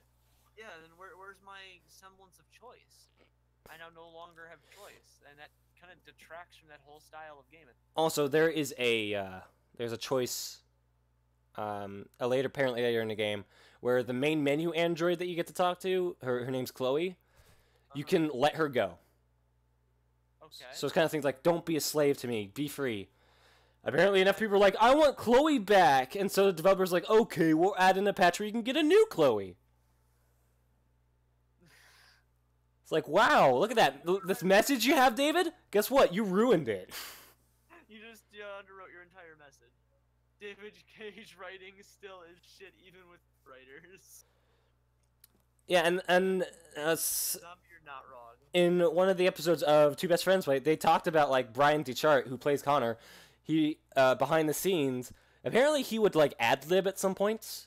You know, just, like, to add in that little like, spark, a little bit of interest to the game. And then David Cage would come and go, like, yeah, don't do that. It's like, dude, let him do it. And There are some directors that really don't like that, and if they say don't do it, you stop doing But I it. think they still added it in. So all the parts that David Cage didn't want in were the best parts. He also told David Cage that his favorite line was "I like dogs." David Cage was not happy about that. I think this guy did not like doing this part. I mean, he did a great job playing Connor. I'm pretty sure he had lots of fun. What I've seen of Connor, I don't think he did a bad job. Connor is the best story. Ooh, Connor. Oh yeah, so Drew, in Detroit, there will be there's an option later on where the main menu android named Chloe, you can let her go. So it's like a whole message of like, yeah, like you're no longer my slave, just be free. Right. Enough people bitched, and now developers are like, okay, you can get a new Chloe. What? Like, did you just ruined your entire message? What was the message you were sending here, David Cage? Don't have slaves? Oh, but here you can have new Here, slaves. you can have another slave. Gah. Can I let that Damn slave it. go too, or do I not get that option with it? That ruins it. That ruins it. Also, the guy who plays Connor, Brian DeChart, was like, he would ad-lib, and David Cage come in and go like, yeah, don't do that. What? It's like, let the actor, like, add some flair. Yeah, that's how we got the genie from Aladdin. Yeah, a lot of pretty ad-lib sure- lines were, like, the best lines in a Were movie. the best lines. Yeah, I'm pretty sure like at least 50% of that character was written by Robin Williams. Also, there's a point where Connor would say, I like dogs. There's a... Hmm? What? I like Except dogs. the point where with the genie that that's not an Aladdin movie. It should have just been called the genie. The yeah, Disney's the genie. Yeah. Apparently, there's also a part where Brian DeChart, who played Connor, he told David Cage that his favorite line was, I like dogs. Which is a line that Connor says at some point. And David Cage was not happy about that. Why? Because he's like, I wrote all these beautiful lines for the game. And you only like the dogs? Well, an android saying that is profound. Yeah. Because what purpose would that serve a machine? There's Yeah. no reason for a machine to say I like dogs. That's why it's so good. Anyway, okay, so David Cage. David Cage. Let's talk. God, stop being the sludge. I want to talk one more thing about. I want to say one more thing about E3. Everyone's favorite game journalism site, Polygon, Oh boy. says that the number of female protagonists that were shown at E3 are still in single digits, and they bitched about that. Now, I feel like that's wrong. they lied. Because No, not Polygon. Polygon should we count? Should we do? Okay, so for I did a count. I did a count of games that had female characters in it or female protagonists in it. Do you guys want me to count ones that allow you to choose to be a female protagonist? Yeah, that counts. Yeah, I do want you Okay, to well here are the you games can then: choose. The Elder Scrolls 6, Starfield, Fallout 76, Wolfenstein: Youngblood, and that has 2 female characters. Cyberpunk 2077, Gears of War 5, Shadow of the Tomb Raider, Division 2, Anthem, Battlefield 5, Sea of Solitude, Beyond Good and Evil 2, Skull and Bones, Assassin's Creed Odyssey, NeoCab, Resident Evil 2 Remake, Overkill's The Walking Dead, Telltale's The Walking Dead Final Season, The Last of Us Part 2, Control, Dead or Alive 6, Scum, and there's probably more. Now, Oh, well, in Smash 5. and Smash 5. Now let's start. Just because I'm- Now let's take out the games that allow you to choose. Okay. Let's take those out. So Smash 5 is not on that list. No. Wolfenstein Youngblood, that has 2 female protagonists. Gears of War 5, Shadow of the Tomb Raider, Sea of Solitude, NeoCab, Resident Evil 2 Remake, Telltale's The Walking Dead Final Season, Last of Us Part 2, and Control. And that, my friends, is 10 female protagonists. Which is double digits. So, and just Remake 2, yeah. Well, I mean, you get to play. You play as a female character in Resident Evil 2 Remake. You play as Claire. If they don't allow you to, that's shit. Right. Um, Right. And I agree. I like how you put that. If they don't allow you to, that's shit. But if I'm 'Cause it playing is. her, how do I get to look at her tits? Good point. See, Um, see the conundrum there. Now, to give this report by Polygon much more bullshit rating, like stuff to it, it was a report from Feminist Frequency. If you guys don't know, the person who runs Feminist Frequency is Anita Sarkeesian. Oh, of course. Oh, so you mean the scum of the internet? Yes, Right. one of the scums of the internet. The person who ruins feminism, because like feminism is a good, necessary thing that we need in society, and everybody should be a feminist, but never, ever be a feminist like Anita Sarkeesian. She's one of the Only reasons I don't villains- like the only villains do that. She's one of the reasons I don't like to label myself feminist. I'd rather label myself egalitarian or an equal rights opportunist kind of person. I live with myself as I don't treat people like shit. Yeah, I label myself as not an asshole. They're shitty people. Yeah, it's not an asshole. It's a good I'm label. not an asshole. I'll put it that way. Except when I need to be an asshole. Sometimes you need to be. Yeah, so fuck off, Polygon. You just like to bitch Right, about just everything. fuck up, Polygon. God, stop smoking so much. So yeah, do you guys know what the game We Happy Few is about? No. No, but I have heard of it. It's like Brave New World, where people take drugs to stay complacent. But you play as a character who doesn't take the drugs. And I thought at first it was going to be a story-based game, but apparently it's survival-based. Equilibrium style. Yeah, and so We Happy Few. Fahrenheit 451. No, it's Brave New World, more specifically, because people in that take drugs to stay complacent, and it makes them happy. But We Happy Few has been banned from Australia for quote-unquote drug glorification. When the whole point of the fucking game is that you shouldn't be taking these drugs because they make you a slave. Why is Australia so stupid? Good work, Australia. I think Australia's Like- a little backwards on this one. God damn it! Like Australia has this great potential to be awesome because like a lot of Australia is great, but when it comes to social stuff, Australia's dumb. No, Drew, I'm pretty sure like a small like 2% area where people live is great in Australia, and the rest of it is vastly horrible. And wants to kill you always. Australia bans a lot of shit. Yeah, a lot of dumb shit that shouldn't be banned. Oh, another thing about Stranded Deep, real quick. In the opening sequence, you're a businessman who is on a plane. Right? Yeah. Yeah, I know, you crash. And you crash, right? But when you're on that plane, your clothes are still shitty. They're all ripped up and torn already. Listen, don't judge him. He likes to dress shitty. He knew that plane was going down. He is the He was prepared. he is the weirdly dressed Asian guy. Weirdly underdressed Asian guy. He's the one that didn't make it to the conference, so he couldn't cross out the square.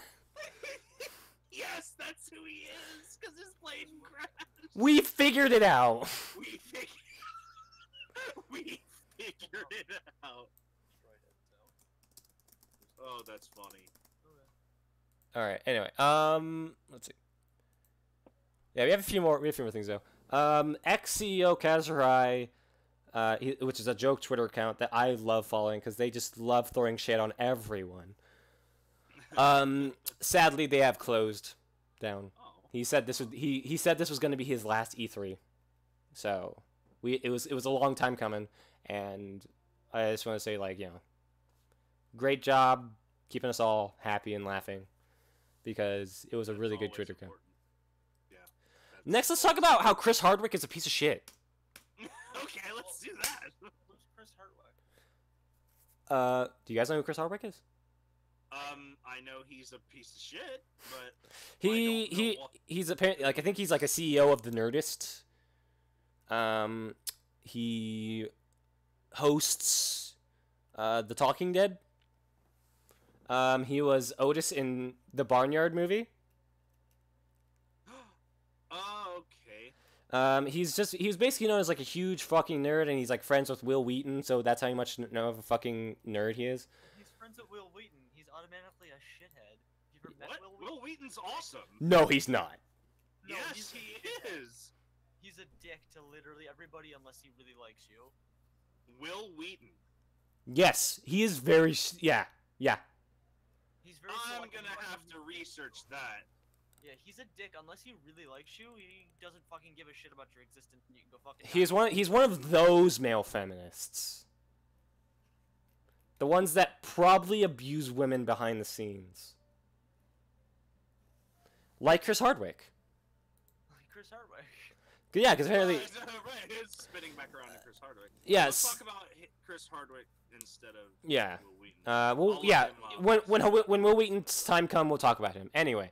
Right. When his time comes, when the bell tolls. When the bell tolls. Chris Hardwick, apparently, like, a woman came out and said, like, yeah, he's abusive, and then his ex-girlfriend came out and said he was abusive. And so a whole bunch of people are now going against him, and there are still people defending him, even though there's, like, tons of evidence. And it's like, another male feminist bites the dust. It's strangely happening to only male feminists. That they are, like, abusive towards women, or sexually harass women, or sexually abusive, or have even raped women. And it's really just, like, disgusting. I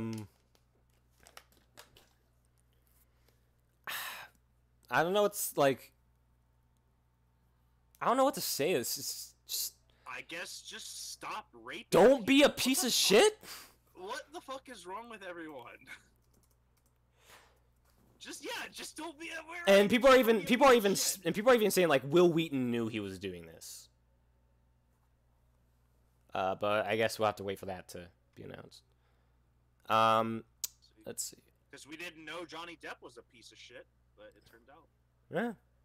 Johnny Depp is an asswipe. So yeah. He used to beat his wife to the point of she would have visible bruises that he would force her to hide. Yeah. So it's like, wow, okay. He seemed like such a nice guy, but nope, fuck that guy. Okay, so apparently I think we've already talked about the new Doom movie. Yeah, we did, and I want it. Don't we all? I want it, but I want it like you know I want it. You want it to be good. Yeah, exactly. Um, And I still want it to have The Rock, though. Elon Musk is hilarious. apparently the lead for the Doom movie Yes, is Elon Musk is hilarious. apparently the lead for the Doom movie is going to be played by a female. Now, normally I wouldn't have a problem with this, but it's like if it's still going to be called the Doom guy. And I think one of the people kind of commenting on it was like, the only way this should work is if at one point randomly in the movie, their helmet gets knocked off and it's shown to be a girl, and then they put the helmet back on and beat the shit out of the demon and continue on, and they say nothing about it. And they say nothing. I like, if they're gonna do that, then that's okay by me. But if they're going to make it a huge deal that this Doom person is a female, then fuck off, because that is not the point of Doom It guy. would be just as bad as the other Doom movie. It's like, no, I agree with Freelance. Like, if they make it a point where the helmet's knocked off, puts it back on, beats the shit out of the demon, and says nothing about it, that's cool, because besides the face and the little left-hand corner, you don't really hear... It's all about rip and tearing. And, like, grunting and whatnot, but, like, I agree that if it could be very good. Also, though, I see the other side, too, and, when they remade Annie, and there was a black lead, I was like, that's super cool. I really like seeing, different perspectives, and Deimos was like, I don't like it. I was like, why don't you like it? Why can't Annie be black? And he goes, well, because in the original Annie, the reason why she's an orphan in the first place is because her parents didn't like her red hair. So they put her up for adoption. And that's true. I So don't it's like my like- daughter. Just give the black person red hair then. It's like, I understand that, but like and that's a good point. So I think that in order for it to be good, in order for it to be canon like that, you would have to address that. The original reason Annie was put up for adoption was because of her red hair. What is it for this little black girl? What happened to her? What you have to tell And I'm us guessing what they never happened. explained that, did they? I don't know. I've never actually. I mean, seen it, but considering the reviews of the movie, right? Yeah, I heard it was not exceptional. we've But yeah, learned. so like I see that. So people, if it has to have some sort of explanation, but I think the best explanation is what Freelance said. Yeah, Her helmet gets knocked off. She gets really angry, picks it back up, puts it on, beats the piss out of whatever nothing it and is. nothing is said anymore for the whole movie. for the whole movie. It's like knocks the helmet off. It's Samus Aran. She beats the piss out of everybody Because she's with Yeah. her calves. With her calves. With her sweet cut calves. Oh my god, never mind. Freelance liked the best Sakurai meme. Not everyone, Mr. Go. Not everyone, Mr. Goku. Mr. Goku. That's good. That's good. Anyway, yeah. So the last kind of bit of news I have is Dumb bitch got bodied out of the Switch toilet. ports. Switch ports. Hollow Knight, which I heard is Hollow Knight is being being ported. Hollow Knight. Okay. Yeah. I thought you said Pillow Knight, and I was like, what kind of game? That'd be am I cool, too. missing? Yeah, I agree. But yeah, Hollow Knight, from what I heard, is a fantastic game. I've heard nothing but good things about that game. Excellent. And also Grim Fandango is coming to the Switch. I have never heard of Grim. It is a LucasArts game. Made back in like the 90s. It's a point and click 3D adventure game where you play as Manny, who is a person who is one of the skeletons in Mexican hell. Oh yeah. And it's very Dia de los Muertos themed, and it's a comedic game. That's good. And I need to get back into it because it was really good actually. So yeah, people get to. All right. Also, Nier Automata is coming to Xbox One. So good luck, have fun. His fucking selfie picture was Good on luck, the have Yo, fun. what up, Logan Army? What up, Logan Army?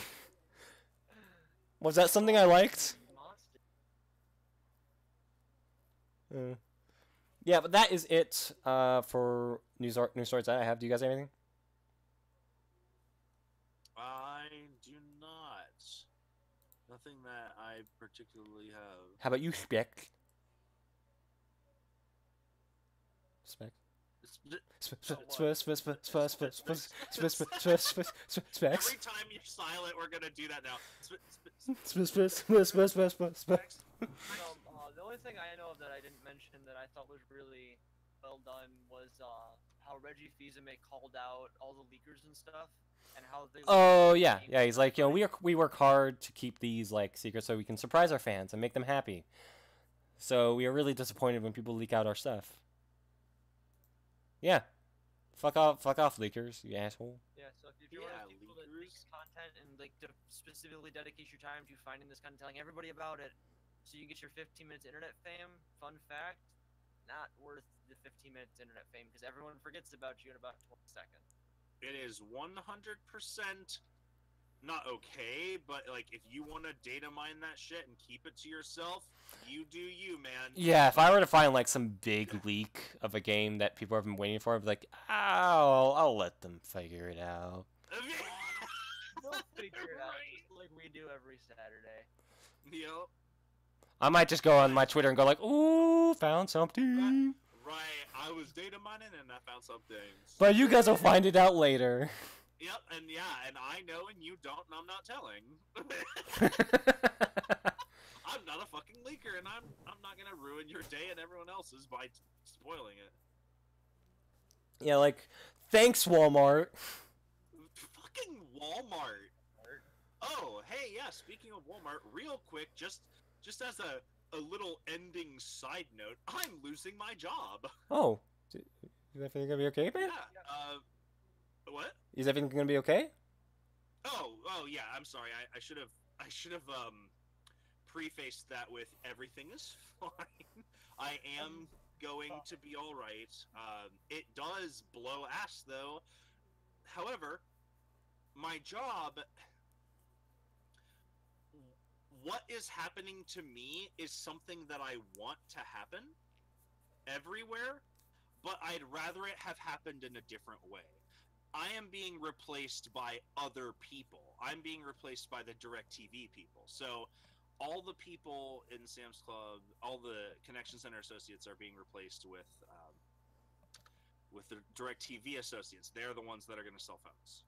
So my job has been expunged. Now I wish I was being replaced with a machine. Because that's what everybody needs to be replaced with. DirecTV. Because machines are way more productive and don't need breaks and don't care about payroll and also can work 24/7. Having machine do the work that a retail outlet does is way more efficient and better in every way than hiring people and treating them like garbage. So I want retail places. But then there's going to be robot rights. We have to treat them right. Detroit become human all over again.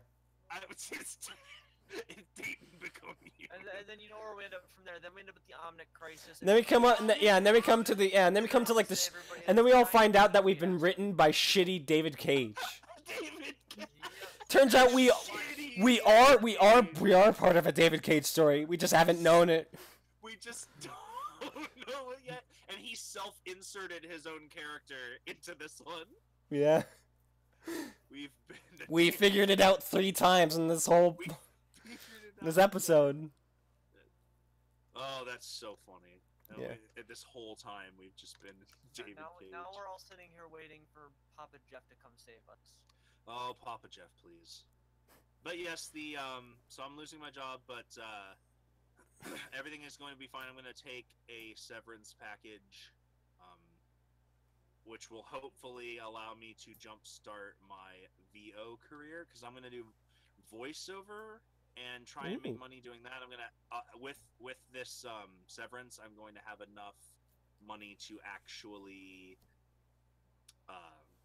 buy the membership to voices.com, which is a very big online area. And like people say, you shouldn't really do internet stuff. You got to get out there and do it. But like, I'm in Ohio, and a lot of articles I read that say get out there and do it. They say go to a nearby recording studio, and it's like, well, I mean, we have the Dayton CW, but yeah, Drew, honestly, what I can tell you from my own experience in starting up my own whole entertainment career thing, anytime someone tells you you probably shouldn't do it that way, don't fucking listen to them. They're probably wrong. Don't listen to them. Like, hands down, I will tell you, they're probably fucking wrong. Don't listen to them. Yeah, so I'm gonna do that. I'm gonna get the voices.com membership, and then if I can make money from it, like if I make $400 total, then I'll get it next year too. But if I make $400 in 1 month, now I'm not disillusioning myself. I'm not talking about making it in the first month. I'm talking about if at any one point in 1 month I make $400, then I know for a fact I will be able to be okay in LA. So that's really good.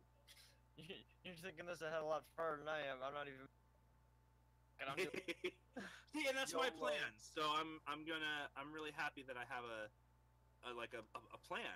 I never really have in life. I live off of improvisation. I mean, I'm an actor. That's kind of what I do. So I mean, it works. As long as you have a loose plan to go off of and you improv past that, but there's always like a base plan set in, like, these set of things need to be constant. Everything else is kind of, you just wing that. Right. But so, like, definitely fuck Walmart. I mean, everyone's known that since its inception. Right. So, like, well, but to reiterate, fuck Walmart. Right. Like, fuck Walmart. And it's not that Walmart was bad. It's that Sam Walton's children ruined everything. To be fair, Sam Walton also would literally sell merchandise at loss to drive his competition out of business, and then return prices to what they were before he did that. Right, and also he was also a pretty shitty, fucking terrible person morally, and that's not just because it's business to be business. He's literally just a fucking horrible person. And my father said that he said on TV, I never donated a penny to charity and am proud. Never of it. will. Yeah, like, okay, rich bastard. Like, what? Yeah, like the Sam fuck? Walton built his fortune from nothing, and didn't care who he walked over to do it. Right, and didn't care who stepped on. But His children are only doing monkey see, monkey do. He taught his kids to be just as fucking horrid as he is. to be horrible. Yeah. Like, he's not a good person. Most CEOs are not good people. No, they are not. But I heard Unlike some. Elon There's Musk, a person. who is a good person. Right, right, exactly. But I did hear a first-hand account from somebody who knew him, who he was nice to, and she was one of his employees. So I was very confused about that. But I feel like it's one of those good to those you know kind of thing. Well, yeah. Keep your friends close and fuck all your enemies, because they can't Don't touch you. fuck them. Well, no, you can. When you have enough money, you can fuck anyone you want. Just Right. pay everybody off. Who cares? Except for children. That depends on what country you're from. Fuck, man. And back in that the shit happens day, on this planet. It's shitty, but that shit happens Yeah. on this planet.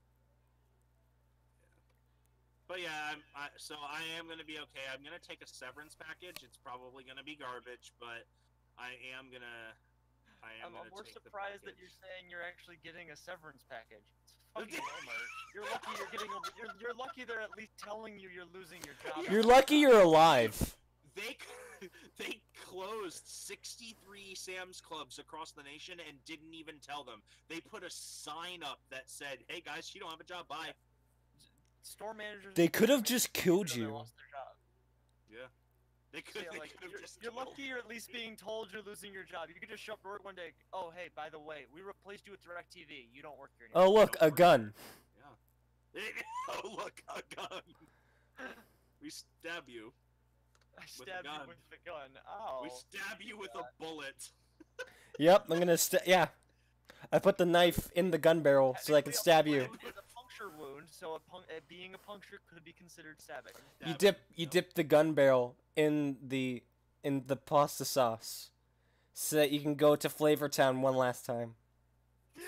Flavor Town one last time before it's over. Yes. No, we shouldn't joke about suicide. That's not okay. I'm not okay with it. Not do Yeah, that. that's not good. But Thoughts on a lot. We can joke we about do countries have- having sex with children because money, but it's not okay to joke about But yeah, suicide's where you draw the line. suicide's where we draw the line. Besides, I didn't say it was suicide. I'm saying they dipped the gun in the sauce and you put it in your mouth. Oh, well, that's murder. That's okay. it's murder. Murder's fine. Murder's If fine. anything, Suicide- video games have taught us is that murder is fine.